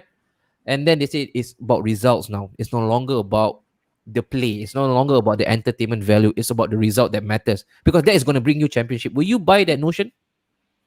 Yeah, I'll buy that notion lah. But at the end of the day, it's still not fun lah, bro. I'm used to seeing exciting football. So no, not for you. And that's the reason why I don't watch international football really, because the Brazil of late is not back. True. So that's why I'm sticking to EPL only. True. Because we have exciting football in the league. But if every team were to be playing like how Mourinho plays, or how Chris Wilder, all this, Sam Allardyce, what it's gonna be damn boring, bro. It's gonna be damn boring. And do you think boring football still have a place in this current era? Do you think they still have that place, that little bit of room for them to just ply their trades? The smaller teams, yeah. But smaller team. for a team like Tottenham, no. All right, good point. Good Because point. you see the players that you have. You know, like if you have Sheffield United, you don't have a player like Kane. You don't have Son. a player like Son, Reguilon. You know, Makes all sense. these exciting players. It's the flair players, That's why right? that's why they can afford to do that and not be called out. But when Mm. you have, like for example, Jurgen Klopp parking the bus, that is not something not him. You know, That's a- he will definitely be called out if he park the bus. Yeah. He'll definitely be questioned if he park the bus. Okay. So because of the players that he has, it is disposable in this Dis- disposal. That's a- I thought he was going to do a mantra, no, Mia. Huh? Is this a black magic voodoo mantra? What did you guys eat this afternoon? No. He was on It the right must side be today. something. He was on the right track Joe today. also fumble, you also fumble, and now Paris also fumble. You see, what I did you think guys it's eat? I think It's it's the nasi ayam, nasi ayam. Nasi Nasi ayam. ayam. You all Abang, you all eat the wrong nasi biryani, bro. Kau masuk that store already. Oh, everybody fumble today. He already nice already, and then he's the This is next episode of the Incredible Tales. Must be the nasi ayam. yeah. All right, next question. Don't forget the blood. Don't forget the blood. Stopping blood. All right. Uh, As a manager, who do you want to impress? Your owner, who's paying your wages, or the fans? Win trophies, play negative football, play exciting football, yet not winning anything. Mark, I think you are the right guy, appropriate for you to answer this. Depending You on talk about locals, exciting football. When it comes to exciting football, look at Arsene Wenger, right? He's a prime example. When you talk about style, full Taylor Swift style, right? You can never get anywhere close. Tiki taka kaka tiki tika taka taka taka. All right, fast flowing 1-2, but then the results didn't come his way, and then eventually that was his own wrongdoing. That was the architect, or he was rather the architect of his own downfall. Now it's about identity, it's about style over result. Where do you swing? Well, I mean, Joe, I think Joe will agree with me on this, man. I mean, I'll definitely go for win trophies and play negative football. The moment you win trophies, right, you will impress everyone. And for fans, it's very simple. No matter how ugly you win, as long you win. With that theory, which means with that theory, we shouldn't be overly critical of Mourinho's style of football. No, but the problem now is he's top four. He's not first. When he's first and he won ugly, people don't say much. But now he's fourth and he's playing ugly. That's when the noise start to come. Okay, don't you think? And he's right now with the Tottenham squad, right? He's in an unnatural position. He shouldn't be there. Or do you Yeah. think, judging by the squad that he has at his disposal, right, he should be where he is right now? Disposable. He should have been first, man. I Because mean, I just bought disposable Pampers for my kid. you can say that the Liverpool game killed his momentum. I mean, after they lost to Liverpool, they were never the same again. They never recovered. And like you see, Robbie say, Jose Mourinho is a short-term manager. Once he wins trophies, he start losing the dressing room. But the worst part now is he's haven't win trophy. He will start to do some Because it's Tottenham Hotspur. They can never win a trophy, bro. yeah, bro. Hey, And how long is I he? know, bro. This Less is than higher a year, right? than he and, can and go, and he already lost space already because Yeah. the person that he took over from already won the first trophy. 12 days. yes. That's how long. That's not that long. Yeah. So now, I mean, in his second season, the cracks will start to show soon. The cracks Okay. will start to show. Sarah mentioned Jose has improved over the few seasons in terms of personality and player management relationship, partly cause of all or nothing. This guy is Hollywood. This guy is Hollywood. He's He's a always, Hollywood manager. always up for the light and cameras, right? But you talk about him improving in terms of personality. Yes, personality, maybe because that was being shoehorned when he was a pundit. I love him. I Yeah. really, Yes, really yes, vouch yes, for yes, him, yes. right? When he was a pundit, I don't think there was another better pundit or a more sensational pundit than he was. But then again, we have seen this before. This is repeat telecast for us. You see him coming good, and then the decline will start. It will be a landslide, right? It will not be a gradual decline. It will be a complete erosion. So at this current moment, yes, maybe some of them are chiming in with his style. Some people agree. Some people would roll with his boat. But there are also a few murmurs out there saying Yeah. that, again, the degree of truth cannot be ascertained. But there are people saying that some players are really up in arms, when it comes to his style of play. We don't know. We don't know. This is really presumptuous. Uh, for more, I was rather amazed when he lined up Fellaini, Matic, and Pogba and Man United. Their midfield so robust and scary, but with no pace, and they got found out. Yeah, Victor, that's like Mark. You want to say something for Manchester United, right? That was his go-to at times. Yeah. All big burly players, again in terms of physique, they are MMA fighters. No, they should be the queen, or they should be the bodyguards of the pharaohs. Really big in stature, and that's what you get, right? That's what you get. You don't get these nimble, nifty kind of players that whereby your Mahrez, your David Silva, your Bernardo Silva. He will never get those kind of players, and that's why I always question, because again, it's almost bipartisanal when it comes to Jose Mourinho and style of football. Is it result over performance, or why can't it be performance then result? Mark. Well, I mean, it's just his style of football. He will never change, man. I mean, if there wasn't all of nothing, I don't think the man management, his style will ever change. He'll always be the same. He will lose the dressing room after the second season. And you talk about Fellaini, Matic, and Pogba being a scary midfield. I mean, it's even scarier for us United fans. It's such a useless midfield. It's a useless midfield. That's why we got found out every time, man. And you talk about the comment is the best, where you can't play dirty to win, but you can play ugly to win. The perfect example. Sharil is on form today. Sharil must be a good sale day, good sale day for Sharil today. You can't play dirty to win now. You can get all the yellows, the few reds to win trophy, like how Suarez blocked a ball using his hand. And then okay, Ghana only for who was it? Who's that Sunderland striker who missed that penalty? Andre Ayew, is it? Gian. Asamoah Gyan. No, I mean, After that, after the miss, he very Gyan already. Yeah. The Chinese call it. I mean, I echo what he says. You can't play dirty to win, but Yeah.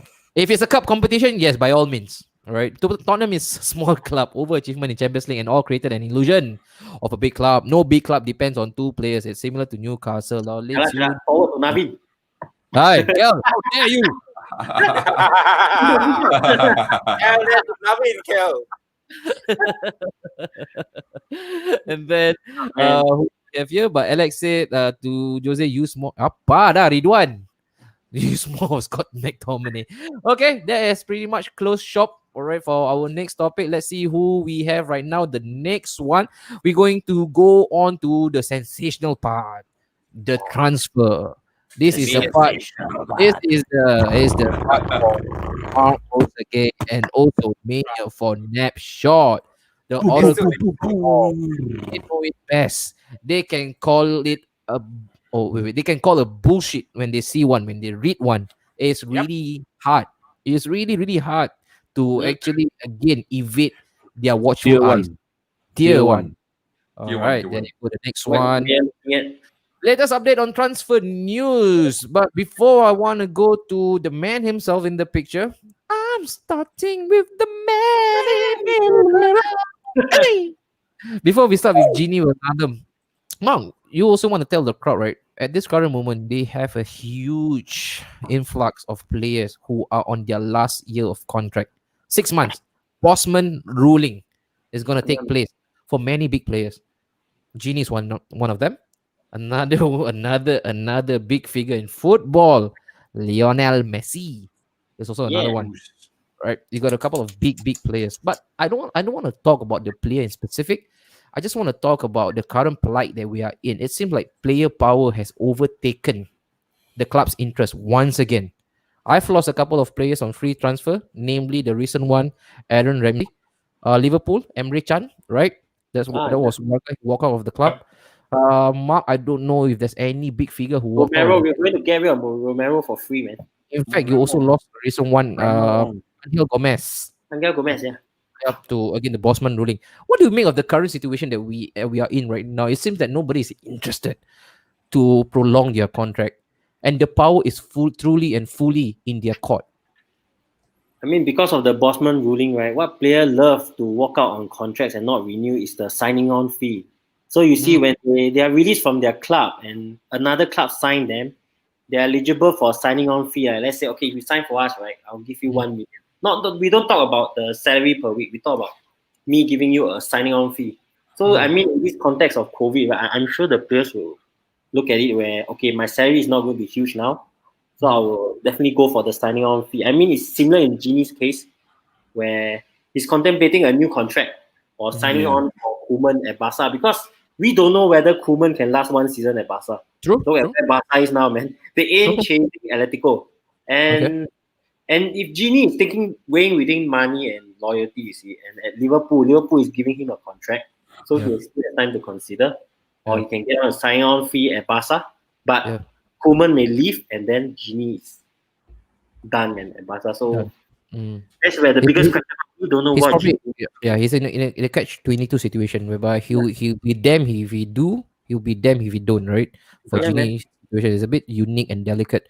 Joe, Yep. I want to take back your attention. You've been away. You've been drifting.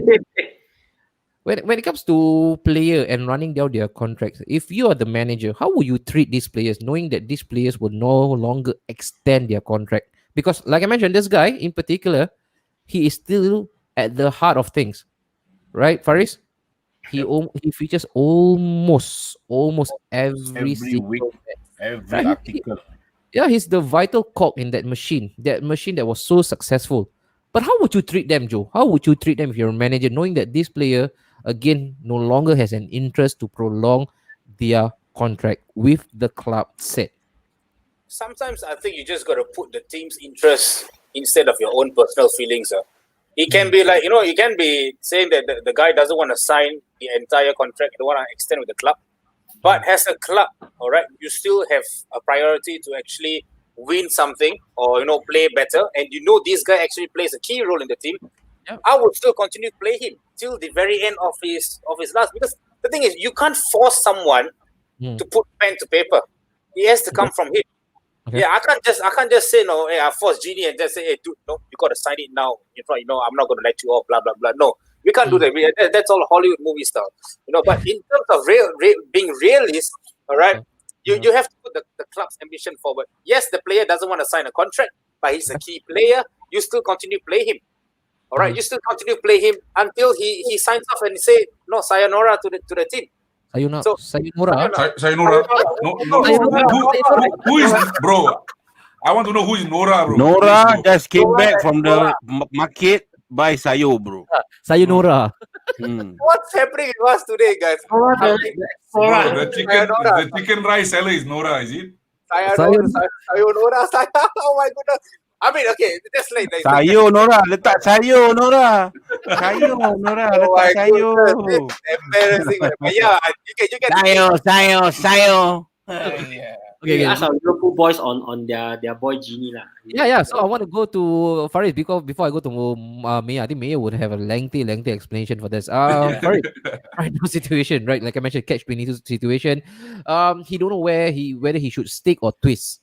But if you're a player yourself, if I'm Wijnaldum right now, I give my heart and soul for the Champions League final, for the Champions League trophy, for the European Super Cup, for the World Club Championship, for the EPL trophy. And you're paying me only 75k a week. That's why. And so what makes you think I'm gonna stay, man? If you keep on paying me 75. True. The players who are not performing in the team earns much more than him. So why must he stay for 75? That's my point of view, lah. Might as well, if I'm him, I just leave, lah. Furthermore, there's no what do you call it? There's no signing on bonus if he were to sign continue contract, lah. So all he's asking for is, from the articles that I've read, is he's asking for a bigger pay. And a longer contract, just 1 year. Yes, correct. Instead of 2 is 3 years. Fair, right? 3 years old. Yeah, and for Liverpool, if they see you, if you're not in their plans for the next 5 years, then they'll say bye-bye to you. That's how the current Liverpool, the structure, the board is, working it out. So it's just a game of tug and war now. So let's see who's gonna let it go lah. And who's going to give in there?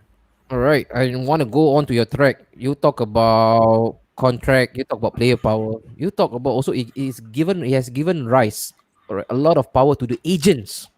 Some of them are bloody Mm. parasites, man. He has given Yeah. right, Oh, alright, he has leaching, given leaching. The agent fees that Liverpool have paid for the agent. past. Some Yeah. some agents, right, they whisper all these insidious thoughts into their clients because we all know how it works. All right, the bigger the pay scheme is for the player, the The bigger bigger the payout they will have in Yes, your commission. pocket Yeah. correct. as well. But Of course. also, I'm caught in between when it comes to players' loyalty, and also when it comes to money, right? Because where do you go on this, Mio? What's your thoughts? I just want to hear it from you. Because it seems like right now the club and the manager they cannot foresee, all right, they cannot project, they cannot forecast because they don't know what's going to happen to that player of his come next summer. You don't know whether he's going to extend his contract, you don't know whether he's going to walk out for free. But it seems like right now this is the current going rate. Are we starting to get used to players just walking out for free? What happens then to the financial ramification? Because you are a Liverpool chap, you where you are, the building block, right, the foundation was based on that two transaction that you made for Coutinho and for Luis Suarez, right? And Yeah. because of that, that gave you a financial spurt. But right now, it seems that many players wants to take the easier way out, which is walk out for free, get bigger money, fuck allegiance and loyalty. Why do that when you can get bigger money? And again, the rhetoric from them is always the same. Oh, I'm a football player. My lifespan is only so much. I'm gonna make the best out of it. Where do you go? Where do you go for this, Mayor? Come on, enlighten us. Okay, okay. With Genie's situation right now, I have the feeling that he would love to stay with Liverpool. Again, I'm reiterating the situation, which is he wanted more because for what he has produced or he has given to Liverpool. Of course, when you gave your heart and soul playing week in week out, week in week out. Besides Andrew Robertson, he is the most played player for Liverpool. Mm, So I don't have any doubts that he actually asked for more money and he wanted to have a lengthy contract, which is okay. he wanted to stay in Liverpool and Mm, also with the intention of retiring in Liverpool itself. I have that feeling, but okay. unfortunately, the company or so-called Liverpool itself did not look at it this way. They do not know what, like you mentioned, do not know where this player will go to or end up to. Uh, with the amount of money that they're actually asking for, Genie asking for, it's not into their books. Mm, So FSG, I mean, Michael Edwards has tried to negotiate for him as well, but it does not go to his on his way. mm, And I'm also having that confidence that he will definitely wants to also to move to Barcelona because to reunite with Ronald Koeman, and mm, with that leaving Liverpool with pride and mm, dignity what he has actually performed for Liverpool without asking, without going through the so-called the easy way out. He wants mm, to fulfill his contract and walk mm. out on free. Okay, there you go. Mm. Yeah. Really, really, really insightful. Mark, is it fair that we overly, vilified, we overly demonize the players for doing what they are doing right now to walk out on the last big contract because it's all within their rights to actually apply for that. But again, maybe I'm an old school guy, maybe I'm a traditionalist. I think about because I don't see this happening at Manchester City at all. Correct me if I'm wrong. It's rare. They let go of their youth. Very. Yeah. There is something I want to talk about, but they always protect their assets really really well. Yeah. It's really it's Fort Knox over there. It's really tight. You don't get anything out of Manchester City and how it's being run. But I want to hear from you as well. When it comes to player loyalty, are we again supposed to be acclimatized to accustom ourselves to looking at our own star? Because I've got another one coming up. Mine is my favorite player in Arsenal. Lacazette. Lacazette has about he's about, I think 6 months to I think 1 year before he can walk out for free. So we are also facing that dilemma, and also with our young gun, all right, the guy that has been talked about the next teenage sensation, Florian Balogun. Apparently, he has already agreed a Balogun. pre-contract. But where do you go with this? Is this a new model transfer model? Because you take a look at Juventus, they are the grandmaster of free signings. Yeah, man. And that has actually helped them a lot, right? Bar the Champions League, they have been dominant over the past 7-8 seasons. You know, Rabiot came for free, Khedira came for free, and these are really, really big players, man. Does do you- Cristiano come for free also? No, right? No. No. They paid for Cristiano. Yeah, but Mark, where are we going into right now? In which era are we in when it comes to transfer market, players, managers, agents, and also club? What kind of power do they have as a club? And what kind of power does the player enjoy? And as fans, how do we manage our expectations when it comes to player running down their contract? Well, first, this is a very tricky situation where you have to see your club structure. You know, teams who have a director of football DOF, which are run very well, you don't have to worry about they're living on a free. You look at Man City, you look at Liverpool. Good point, But man. you look at United, we have Woodward, who's not even a DOF, but CEO, a person with zero football He's a experience. DOG lah. He's a DOG. He's a DOG, man. And He's an SOB, bro. He's an SOB. but okay, other than the players' greed and their agents feeding them with all the ludicrous ideas of signing on fee and everything, right? If a club is well run, right, all these things can be avoided. I mean, you look at City, their players don't run down their contracts their last year. At United, we have Pogba who is on his last year already. And we have several players on the last year. Arsenal is not good at running their own club, right? We are loose. We are. Let's be truthful, man. You look at the clubs, they are having players who release their players on a free 1 year left on their contract, so you have to sell for less. You don't see that. You don't see that as City or Liverpool or Juve. So I mean that summarizes us very well, lah. Being that we don't have any DOF or we have a shit DOF. That's why So you mentioned that the DOF, all right, DOF will be the greatest leveler. He will come in and he will set the tone right. Is that what you're saying? The DOF. is the greatest leveler for managers and players. And if that's the case, then why aren't many big clubs taking up that route, taking up that option? Of what? DOF or SOB or DOG?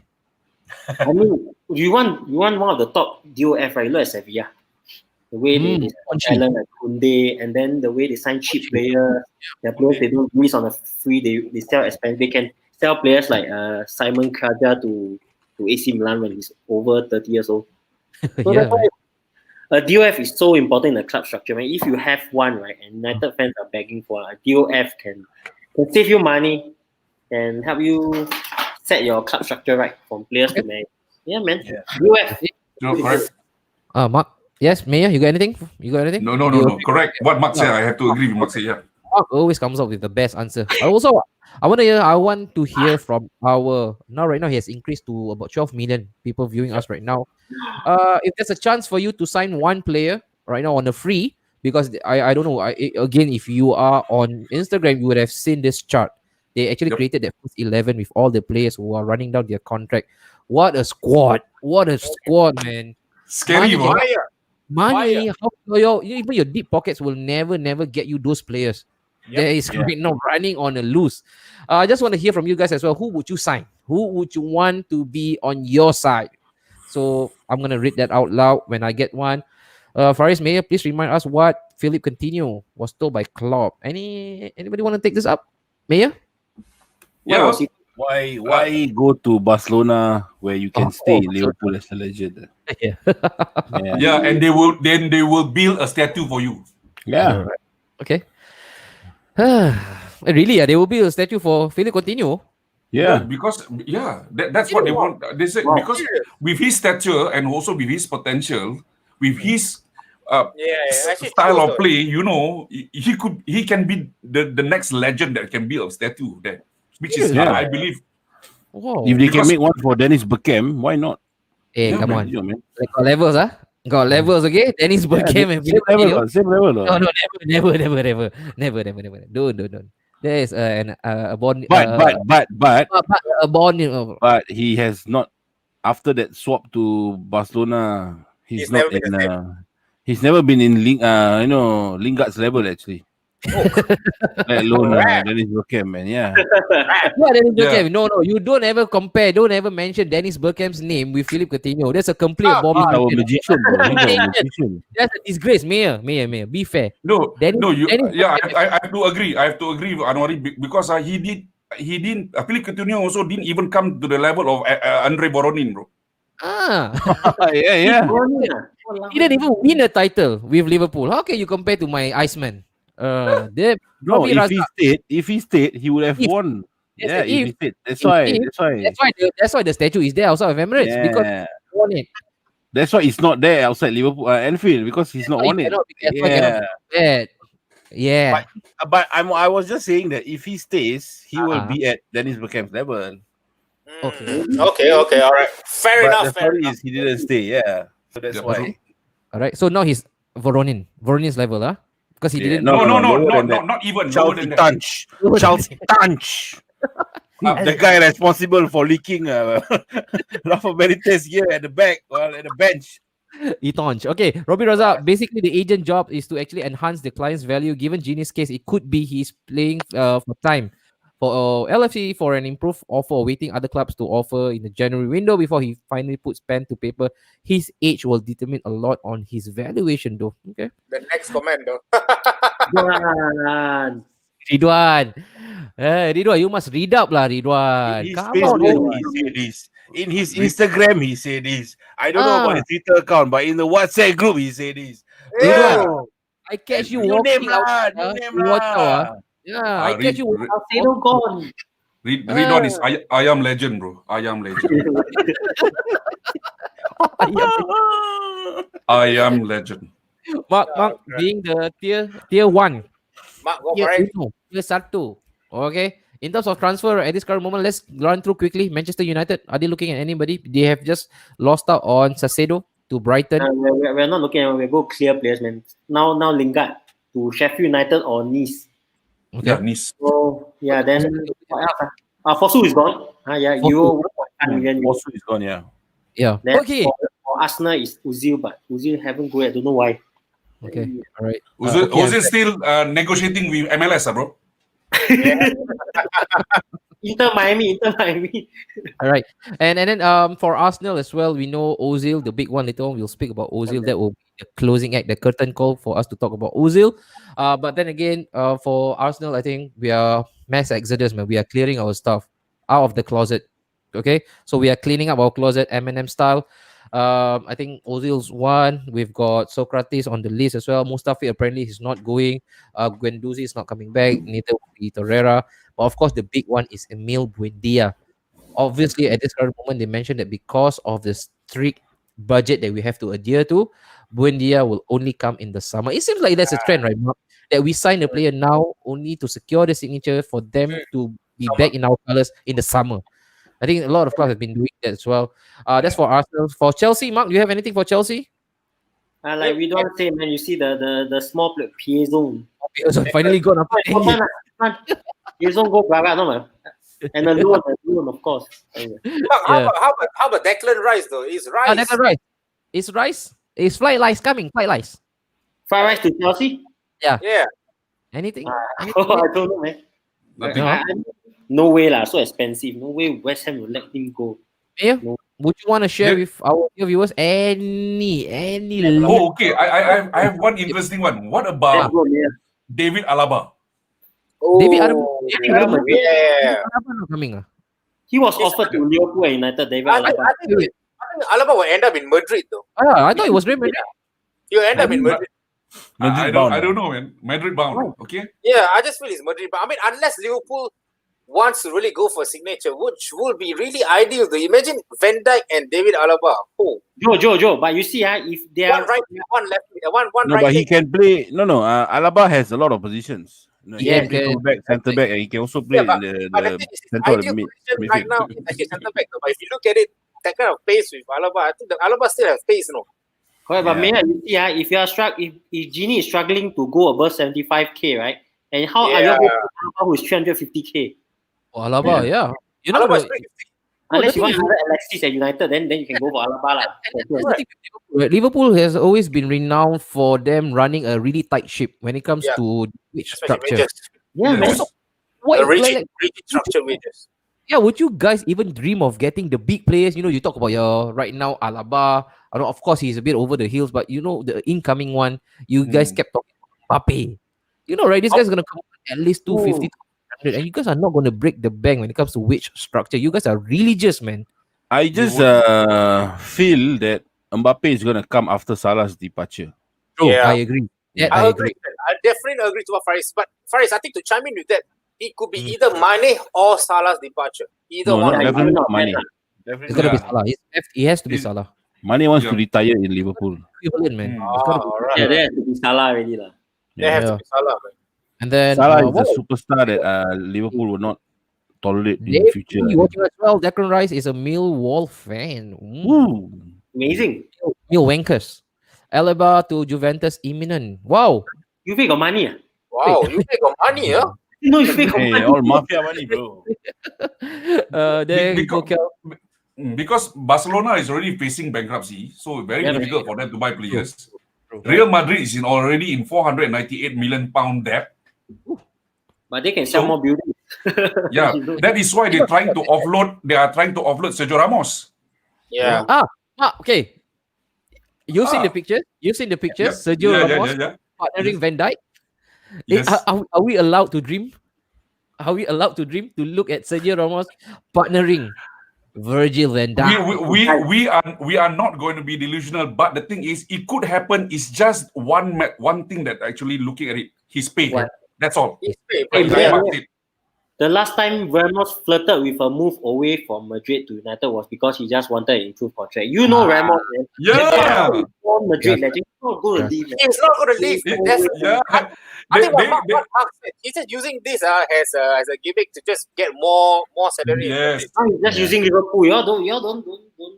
Yeah. Then Just like how he's trying- Lionel Messi using the clubs just to up his pay. So No, Yes, I man. think Oh, yeah, but wait, Messi is different, bro. you get Bartomeu booted out of the club. I think Yeah. Messi is different. I think Messi just wants to leave Barca because of the way he has been treated. Like actually, last year the way he was treated was no, he's really actually sad on embarrassing. how his friends were treated, like Vidal. Luis Suarez. like- Yeah. yeah, yeah. Yeah, Suarez. Like how Suarez, all the South American players, how were Yeah, they man. treated in Barca? Good. There's a bit no Different. news from Fabrizio Romano. David Alaba could end up in Madrid. I think this is Yes. imminent. Yeah. I think this is like Madrid bound fella. lah. Whoa, that's Nike Inc. Corporation money. Yeah, this is Yep. good. This is good comment for Yeah. Kumar. Yeah, good comment. Correct. Definitely. This is what I said. I think Mayor, remember this is what I said. The way how you guys are going to sign Mbappe is through this Nike. It's through Yes. Nike You money. meant- where Yes. you guys. Joel mentioned this to us about this because of the trademark of Nike. That's all. Yeah, Just like but United or Adidas. What? but I Yes, asked, correct, maybe yeah.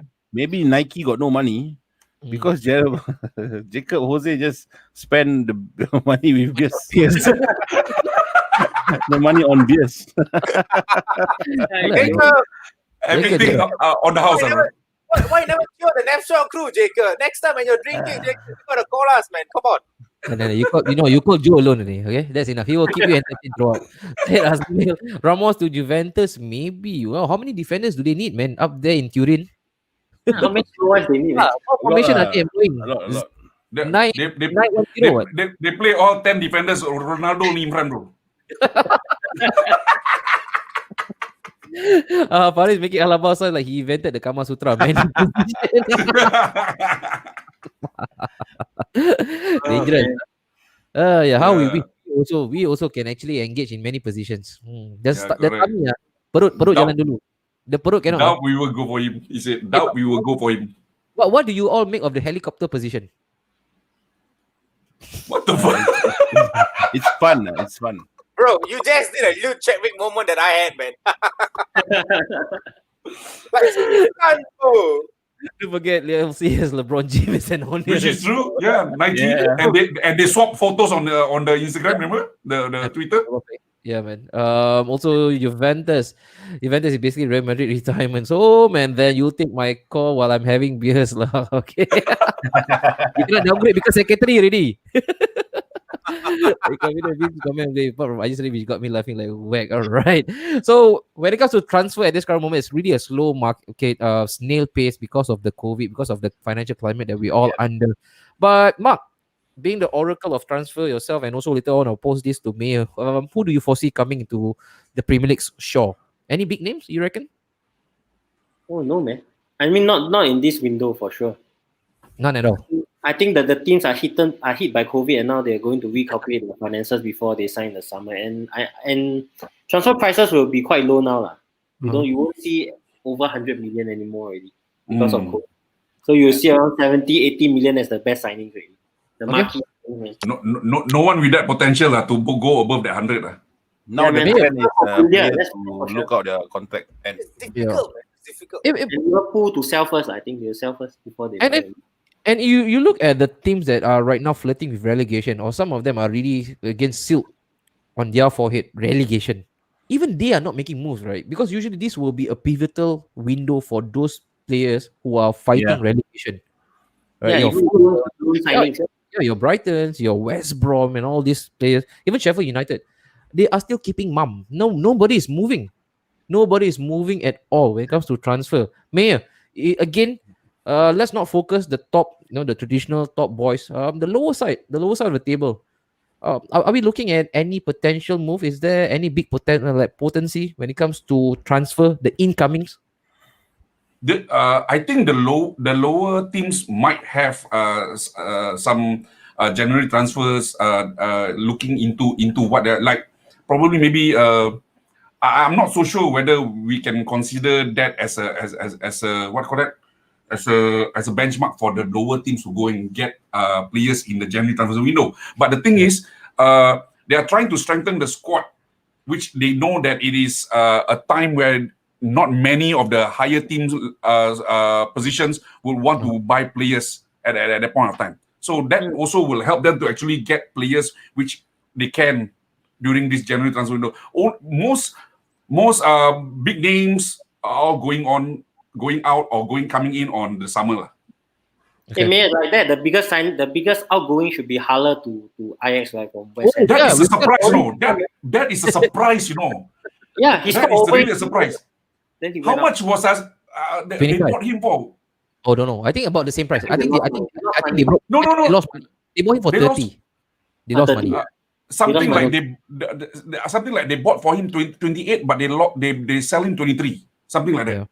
Yeah. Yep. I mean, Haller went to Ajax, then that was it. Other than that, what about this? The most interesting transfer is going to be VAR going into auction. Immortality. Take it. It's yours. Clubs in the BPL afloat thanks to TV rights and also to a certain extent Brexit. But I think also again in that same respect, Brexit is also doing in. They are knocking one in also when it comes to transfer because of Brexit as well. That's why they are all moving. They are moving static at this current moment. Diego Costa. Wow. He's the only free agent, man. Diego Costa. Free. But to who? One thing I don't understand about his contract. Did he ask for that contract to be cancelled, or they cancel his contract? He asked. Yes. Diego, what kind of character is he? No, I know he didn't turn up for a few training sessions, right? Yeah. Must ask Hussein. You think Hussein can answer you. Costa to the EPL guys. I mean, who you think he will go to, man? Given the needs of the team, and Diego Costa, you think any EPL team should think? I don't want him to go anywhere in my team. Snodgrass to West Brom is not a surprise because Snodgrass is signed by Sam Allardyce. Big Sam's baby boy. Big Sam's baby boy, bro. There you go. What if Costa ends up in Chelsea though? Back to Chelsea, yeah. Chelsea have 2 man strikers, right? 2 man strikers. Come on, man. Oliver Giroud. You got Oliver Giroud is still there. Chelsea have many midfielders, but they're still buying mid. Charlie Austin, man. West Brom to QPR, right? And then you got another one. Arsenal is considering buying Roma player Steven on Zonzi. I don't want. You want or not? You want, you take lah. I don't want Zonzi. Stoke City and Zonzi better lah. Roma and Zonzi lousy lah. Yeah, future cancellation and he tries to bite Suarez. Alamak. Are you? Diego Costa to Chelsea or Wolves, and then also would love Costa back to any day. Costa Burners to develop first. Costa will help Werner to become a bad boy, bro. Yeah lah, no, Werner good boy, but your Werner will become a bad boy. You gotta do it like a German pronunciation, though. He's sleepy already, right? He's sleepy already, right? Werner. Okay. So the last Werner. All right, thank you so much, guys. The best one was Sayonara.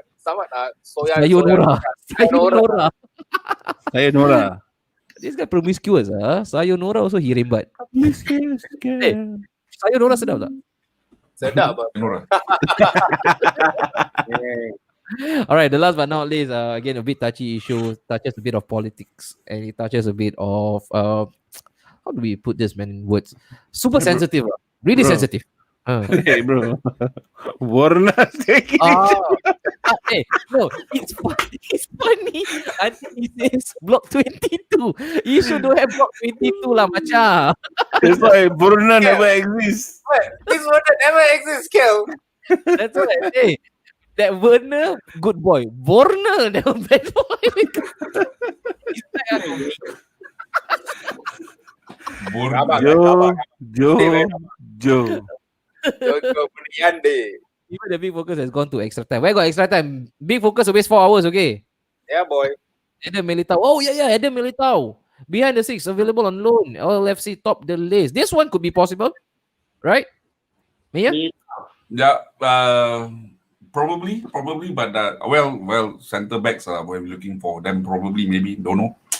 No. Probably, yeah. Probably. Probably. Oh, the latest one who was being offered by Arsenal to Liverpool.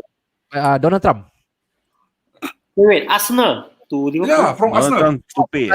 Socrates. Socrates lah, club favorite Socrates boy. lah. Nah, Yeah Socrates. lah. Papa. Yeah, the dagger boy, That is bro. the most epic, man. Epic. These transfers, okay. Last one just to address this. Why not box to box? Lanky midfielder, Nori, key players for Sevilla in the past. Otherwise, if I want lanky midfielder, I take a lanky player. Peter Crouch, I'll call him out of retirement to play in the middle of the park. I don't need another lanky midfielder lah. Enough. All right, let's go on to the next one. Let's go on to the next one. Sorry, guys. I can't concentrate today. Yeah. Hey, Faris, you see, Heikel Ismail is still on your case, Best joke of the night goes to Sayonara. That means Heikel and Faris same wavelength. Same levels. Sayonara. Sayonara is this one. Joel say Well Sayonara. lah. Para buto. He's a kepra. Socrates was offered, rejected immediately. Remember that Socrates rejected Liverpool. Yeah, man. Okay. He's afraid of Klopp lah. Okay, let's go to the next one. That's why then we can end it all today. Was it a radical of Arsenal? Mesut Ozil. Where do We're gonna start with you, man. no, Yeah, man. Yeah, we're gonna start with you. Yeah, man. Yeah, okay, leave the host head away. Come on, man. alright? Come on. Put on the gas head, all right, and then just come on, do it. Say, what are your views on this, man? From the heart, bro. From the heart. What are your views on Ozil's management right now? Again, a little caveat, right? I'm a big fan of Mesut Ozil. For me, I rank him up real up top when it comes to technical players. Dennis Bergkamp will be undisputed, and then it will be Mesut Ozil, even higher than my king, even higher than my King TT, Yeah. even higher than Thierry Henry. And let's not forget as well, we were on a barren spell for 7 years until he came in, right? He broke the clock for us. And it was because of his artistry. And I still remember the scenes when he signed on the dotted line right at the very last hour. The whole streets went berserk. Because we got to understand, when we signed Mesut Ozil, it wasn't Mesut Ozil of a decline, right? This wasn't a B grade, a B tech, Kevin De Bruyne and all those stuff. He was prime. In fact, if you all remember, there was a huge uproar from players like Sergio Ramos and also Cristiano Ronaldo when he was being allowed to leave Real Madrid. Right, Mark? Remember that? They really lambasted the squad, or rather the management, on live TV for allowing this mercurial talent to leave Santiago Bernabeu. And for Arsenal to get him on board, because I don't know. Again, I just want to stand corrected. Mark, you are the transfer mogul, but he was also being closely linked to Manchester United back then, right? Yeah, man. He was. And Yeah, we thought, no way, man. No chance in hell that we'll be getting Mesut Ozil. Not especially when we are on such a bad decline, such in a bad shape. But lo and behold, we got him. He arrived. And I remember his debut. We were clad in yellow. We played against Sunderland. He came out with 2 assists immediately. And then we all said that we got our Arsenal back. This guy is the final piece in the jigsaw puzzle. And we thought he is going to propel us into that greatness that has long, again eluded us. We thought that he was going to be the guy. And also, he had that season. If it wasn't for the handsome goalpost who is now playing his straight in Chelsea, he could have would actually smash all standing records for when it comes to assists because he was on 20, and then suddenly Olivier Giroud decided not to score for the next 6 or 9 months. So that boy suddenly became impotent, and he has inevitably also affected Mesut Ozil. And then you talk about right after that, what transcended right after that was Arsenal getting Alexis Sanchez, which was another big signing in Arsenal's history. And they both combined, my God. You talk about Kim Kardashian and Kanye West, you talk about Jay-Z and Beyonce, they probably have not seen Alexis and also Mesut Ozil. They both were sexy as hell, man. And when Alexis decides to leave again, because of our own stupidity running down his contract, we had to let him go to United for a paltry fee. Uh, he lost his mojo because that was his sidekick. The only guy that was on the same wavelength as him was Alexis Sanchez, and the football was never the same from assist to a pre-assist guy. But football has also developed, or has rather gone through a big evolution, whereby it's all about stats, it's all about the heat map, it's all about how much ground you can cover each game. Yes, there's always that argument against stating the fact that football is just not about bulldozing your way, it's not all about clocking in the mileage. But truth be told, if you look at all the top performing squad, they have really, really high ground mileage. You talk about Spurs under Mourinho, you talk about Liverpool, right? You talk about Manchester City, and that's how football has actually evolved. And it's sad. It's really, really sad. Like I mentioned, for Mesut Ozil, it's such a exquisite and intricate case. It's almost dainty, man. The way and then came his part where we changed managers, right? Managers after managers after managers from Wenger, and then we changed to Unai Emery, who wanted and demanded different stuff from the players. He wanted those grafters, and he's not a grafter at all. We bought a Rolls Royce. We're not gonna put him into the construction site, right, and ask him to excavate grounds because he's a Rolls Royce. But like I mentioned, it was a time whereby result was badly needed, and he was seen as the black sheep. He stuck out really like a sore thumb. He couldn't fit in anywhere, especially now that he no longer have his sidekick by his side, Alexis Sanchez. And there's a stat to prove this. Ozil and Sanchez, over the time they've played together, they have shared the most touches together, right? They have passed to each other the most. And that is a tantamount of the understanding and the level where they are at back then, right? And then came the treatment of him and the Uyghur. All right, I don't want to delve too deep into all these political issues, but contrary to popular belief, he wasn't ousted because of that. Guys, I know because of that issue that has been born out from that situation, Arsenal became an easy picking for non-Arsenal fans, especially the haters, to just throw that egg at us and say, haha, is this how you treat your legend? Is this how you treat your players? Because it's not. It's definitely not the case.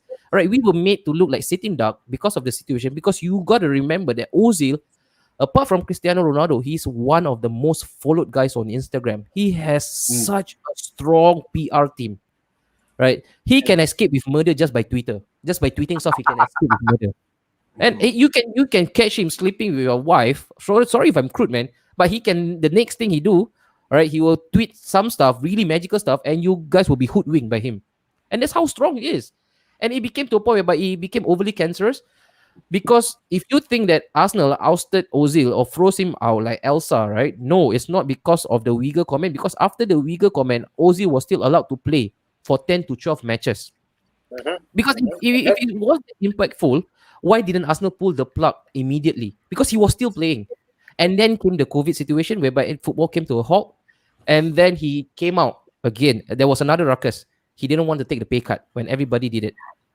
And he came up with his reasons like, I want to see where the money will be funded first. And because of his action, he actually also influenced other players not to take the pay cut. Because he is also quite a popular figure, being a senior member of the Arsenal squad. And Again, like I mentioned, now that he's about to leave, I will always eternalize and immortalize the memory of Mesut Ozil, because on his day, my God, he is Oh, really sweet. beautiful, man. He is beautiful. But Yep. for those non-Arsenal fans, all right, who are taking pot shots at Arsenal for how we treated him, no, man. Put that situation again, fill in those boots of the owners, of the management. If Yep. you are running a business and if you have a guy who's running his mouth off, and because of that, he is actually jeopardizing your business, right? Your business portfolio, what would you do in return? What would you do?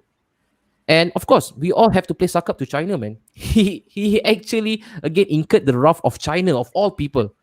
Everybody is pandering to China and their wishes. You talk even about big company, big corporation like Google, It's an right? excuse, sir. It's an Excuse excuse, us. sir. Right. It's an excuse. So even the big corporations like people like Google, they are still pandering to people like China because they are the super house. They are Yep. the economy stalwart. And for Arsenal to actually lose that major portfolio, right? He was taken out of the games in terms of we were there for preseason once. That was all called off. Right? His images were blurred in China. And then that was how serious it was. So I think it was a combination of many issues, not just the Uyghur comments. I think uh that was just probably tip of the iceberg. But the final straw that broke the camel's back was definitely when he said no to the pay cut. And it's a new regime, man. It's a new regime with Arteta. Arteta played him. He wanted him to continue. And Arteta and him, Akalel, members, they all Yeah. played together. Mhm. And I think for Arteta to also oust him out, to just freeze him out, is gonna kill him. Is killing him as a manager. Because we always mention that a manager live and die by a certain decision. And it seems for a long time, if it wasn't for the victory against Chelsea and the current resurgence that we are enjoying, the current He'll be going upturn of, to. Yeah. he would probably have lost his job. And Mesut Ozil's issue will be hanging heavy on his forehead or around his neck. So that's it. That's it for me. I love Ozil. Yep. I will continue to love him.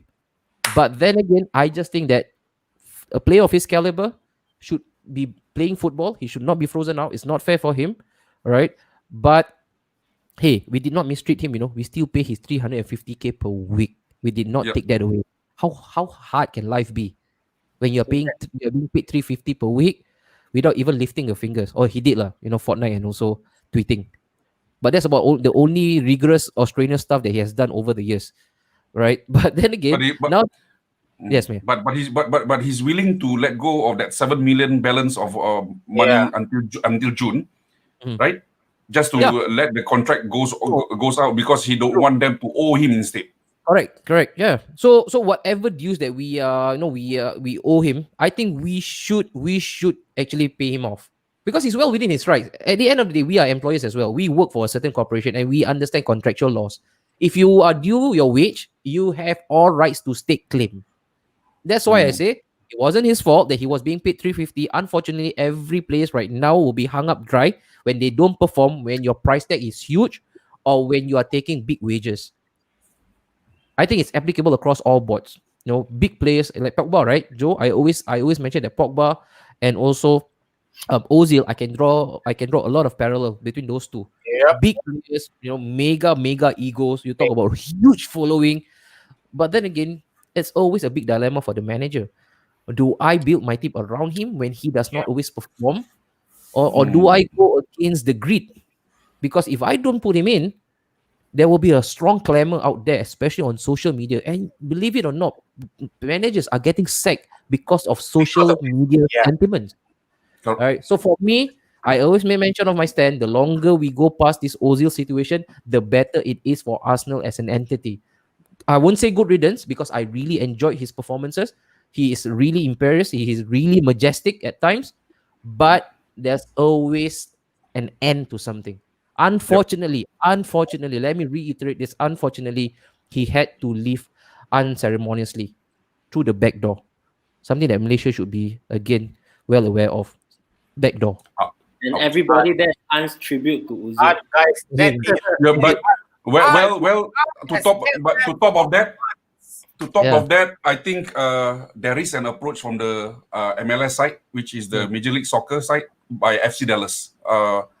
His representative is in talks with him to see what will be the options besides Fenerbahce, right? Correct or not? Yeah, Fenerbahce is boyhood club, right? But if you talk about there you go.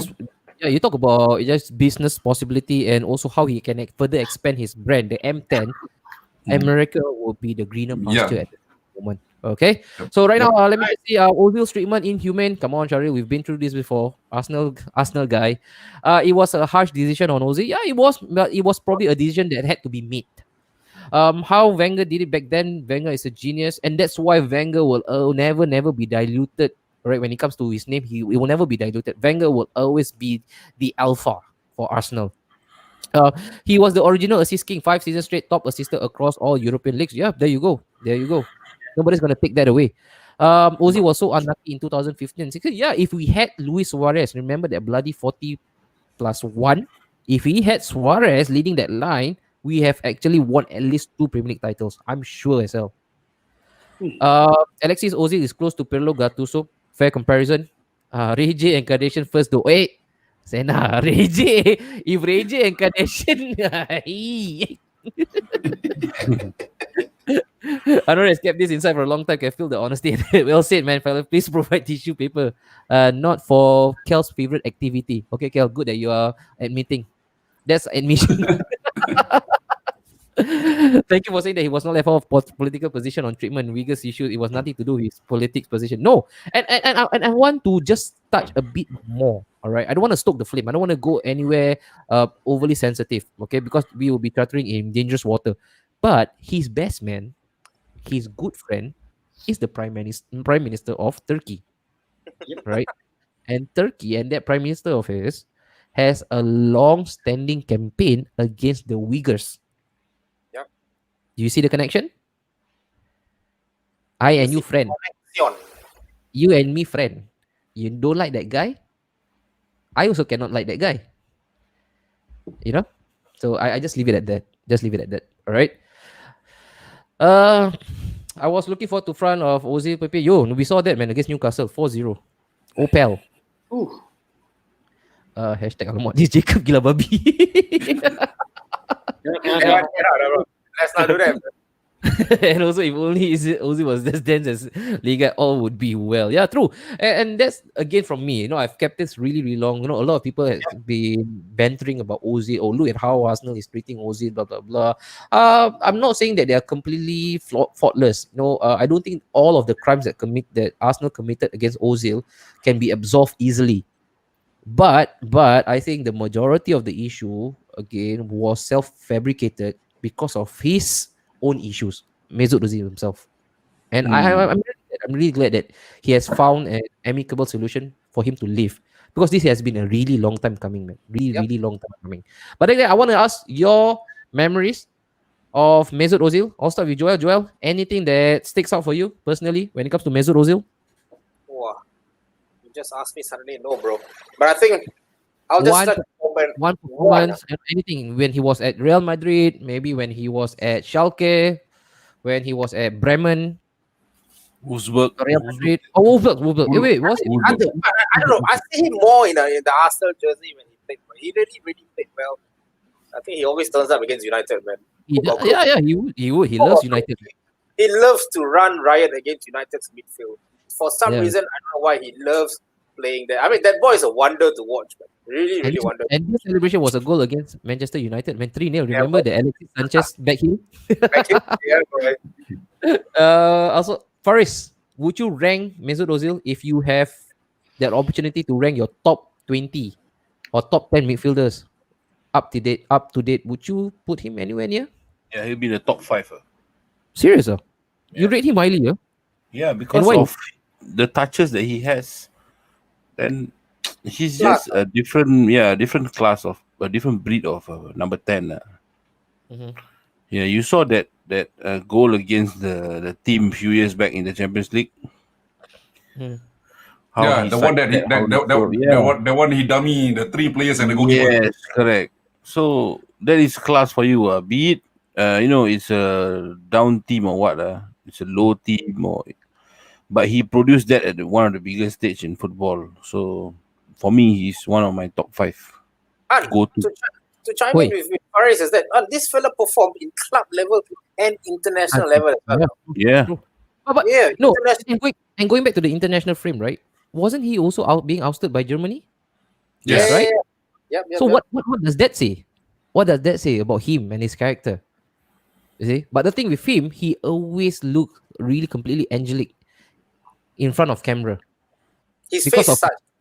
because of his I don't know the good thing about him, the good thing about Ozil will never speak out against something, all right, on camera. He leaves it to his PR team. So that's why he's always skirting around an issue. He's really, really smart, quite a genius in himself. Mark, Mesut Ozil, any kind of memory, special memory that you hold for this guy? Was it tyrannical of Arsenal to dish out those kind of treatment against him? Not exactly. I mean, it's better for him to move on. Yeah. So, well, my memory of him will be the Burnley game. I remember that pre-assist to Kolasinac, then cut back to Aubameyang. Remember that? who? I don't know how the hell he found that space for Kolasinac. Kolasinac to actually Burnley, cross Burnley. the shot. Oh, the seat Kolasinac. Yeah, he That's can. what He sees stuff that people can't, man. That normal people cannot do it. It's Laka Ozil's and time. Aubameyang together that time. Yeah, and with Ozil when he plays, right, it's almost when you feel like you're in a time warp. The time follows his movement, Yeah, right? Everything follows his tune, and he's such a beautiful footballer, man. Really, really beautiful to watch him play. His touches soft as cotton wool. The way the way he brings down the ball technically, and his brain is always faster than everybody. He has never been blessed with good strength and speed, but his speed of thought always gets him ahead. All right. So there you go. And last one, Mia. Well, Mesut Ozil, memory. memory. I think he's scoring celebration, bro. The M. Wait, alamak, maybe Arsenal found the new Mesut Ozil already. Yeah. Yeah, man. You also M what, Mia? Mesut. Yeah, that's why. Nah, lah. Actually, to be honest with you, I think he's one of the best players that we have seen for Arsenal. Right after Thierry Henry, that he is one of the best. He's Agree. the best after that. I agree. Other than that, I don't see anyone who actually can come up to his level. I mean, at this point of time, and with his style of play, it's a waste, It's such a waste. Yeah. Yeah. That we're losing another shining light in the Premier League. But que It's sera a waste. sera. Que sera sera. Whatever will be, will be. The future's not ours to see. Que sera sera. Yeah. All right. So now one. Very great insight. Thank you, bro. Thank you so much. Ozil memory. Suddenly, girls were Germany fans. Tiba. Ozil was amazing at Real Madrid and also Arsenal. His Champions League goal against Ludogorets, right? Legend has it that the keeper is now still set on his bum, right? Still there. I love all his magical passes. Yeah, bro. Ozil dancing with the wolves. His vision and creativity is simply beyond words. Ooh. Really high compliments. I love all Ozil's apa ni? I always repeat. Here and the last but not least, tyrannical. Both the rivals got it. Spurs ABB on Adebayo and Arsenal now on Ozil. What's up with tyrants at this club? Londoners, of course lah. Kita orang Bandar. Orang Bandar memang nakeh. City. Kita kan orang Bandar. Orang Bandar memang nakeh-nakeh. Okay. Alright, my favorite Ozil is Flick. Hey, Afi, there I told you Faris. Afi always watch. Afi. My favorite Ozil is against Villa. Gila babi, bro. Middle of the pitch. Flick it. The next comment though. Mesut Ozil, one of the most. This guy really party pooper, no? Always like to throw cold water onto a fire. Come on. We leave it later lah for Alex. But Alex is as real as he gets, right? One of the most overrated footballer. And because of him, at times I feel we didn't progress well because we are always thinking about Mesut Ozil. You know that child that you have in the family, you want to do something, but you always keep thinking like, will he be hurt by this? We are like I mentioned, like we always have to cotton wool, like cotton wrap, whatever the term might be, his emotion and feelings. And I think it's best that we have moved past this stage to a new Arsenal, to a better Arsenal. But good luck, Ozil. Thank you so much for the memories, man. But that's about it, man. That's about it for today's episode. Wow. Guys, 2 hours and 2 hours and a half. Who cares? 30 minutes, man. Woo. Who cares? Everybody has been here, right? Alamak, Shazana, last minute. Yo, Abang Faris and Fred. Hey, Shazana. Like and share, like and share, like and share. Nice share. I'll pay 350k to Bruno Fernandes for Ozil. He deserves 350k ringgit. 350 ringgit also not bad. Yeah, Okay. 350k ringgit is also not bad, man. It's about $1,000. Ah, $1,000. Oh, lama. JDT should try. Sign Ozil then. yeah, man. Yeah, I would love for playing JDT, man. There is a picture of Ozil giving to TMJ the jersey, bro. Yeah. You never know, man. You never Yeah, know. man. Oh. Correct, man. Oh, that could be the deal breaker. Great show, top notch. Napshot Nation, lots of love and nothing but. See you guys soon on the next show and continued collaboration. Cheers. And Zeno, hi guys. Hey, we're about to leave the session. Why you guys just entered? Hi guys. Hi Z. Z is another local creator. Great stuff from him. Z, is there anything new on your project right now? Anything new on your book? All right, please hit us up. Zeno. Does a lot of local content. Really, really great chap, man. You should also check out his channel, Cyan Tang. Cyan as in the color itself. All right, but that's about it. Thank you so much to everybody who has chimed in all the way through from 9 to what now? Where we at? 11:30. Right, unwavering support, really fanatical fans we have right now. I really appreciate it to death. I also know that my boss enjoyed it as much as I did. What? Faris got a request, man. Faris, he wants to do a shout out, man. Faris, come on, go for it, Faris. To who? Come on, let's go. Oh yes, shout out to Shazana. I mean, all the husbands watching tonight, just get your wife to chime into her page. Okay, and what's her page? She's Rosie Carnegie something. Rosie Kanaji. Yeah, Rosie selling Carnegie. clothes for women. So Shazana, if nobody has entered your stream, this guy has completely butchered your company's name. All right. Nice show tonight from the Napshot. Ridwan Anthony Martial.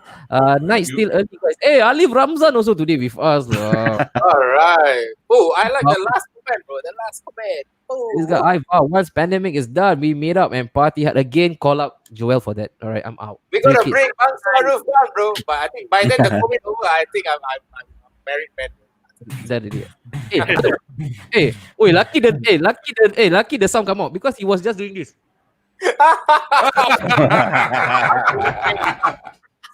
after 11:30, bro. After 11:30. After 11:30. All right, but that's all, guys. Again, wait, are we having what is this on the weekend? The United versus Liverpool. We have a the preview right? and review show, man. Okay, Joe, come on, inform the crowd. What's gonna happen this weekend, man? I'm running out All of right, steam. guys. So myself and Faris and maybe Mark might join us as well if he's free. All right, we will be going live. All right, on Facebook and YouTube and Twitch at 11 p.m. So myself and Faris will be doing the preview of the Liverpool and United players, the big one. All right, Yeah. and in halftime. All right, so probably that will be like from Faris like an hour, 11 to 12 maybe. All right, so 12, we'll just 15 around there. around there, just nice for you guys to actually get a smoke break and then get back to the game at 12:30. Yeah. And at halftime, all right, myself and Faris once again will be on Instagram Live, guys. All right, I repeat again, 11 to 12-ish. We will be on stream. We'll be on Facebook, YouTube, and Twitch to do the preview of the Liverpool and United game. In halftime, we will be going in live in Instagram. So catch myself and Faris live in this both section. We are still thinking about the full time. All right, it really depends. I know got to see how much of energy is being drained during these 90 plus minutes. All right, so we will keep you guys updated during the halftime show at IG Live. All right, And for next week as well, there will be a slight change. Usually we air our code rate and AUA on separate days, but then for next week only, we will merge them together. All right, there will be a Merge.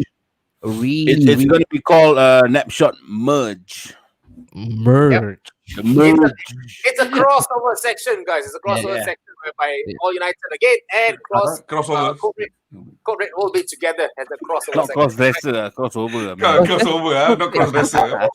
Oh, crossover. But if they tune in, if you guys tune in, we got a lot of giveaways to give you all. Yeah. More than A one. lot, guys. Yes, A lot. a lot. Oh yeah. Tune in for next week, man. We've got a lot of giveaways for us to just give out. We are feeling generous about ourselves, Because I so got tune in to something next week. I'm gonna give. Alamak. Oh, you. Continue. This guy definitely cannot move, man. He can't move for real. But then again, there we Yeah. go. Look out for that show. It's on Tuesday. Tuesday it will be the cross dresser, the cross dress version of AUA, and also the Correct. code red. We'll be together to review, of course, the big derby. And then Thursday you will see me again. I don't know whether with the same lineup or not, but you know for sure when it's Anori, when it's Big Focus, we always deliver only the best. But then, good night. This is me, Anori, Joe, Faris, Mark, Cheers, fellas. Maya, signing out. Have a good weekend, guys. Enjoy yourself. Go knock one out. Knock one out, Kel. I know you've been waiting for this to end. Knock one out. Use that tissue paper that you've been buying from NTUC. All right. All right. Bye bye, guys. Love you all.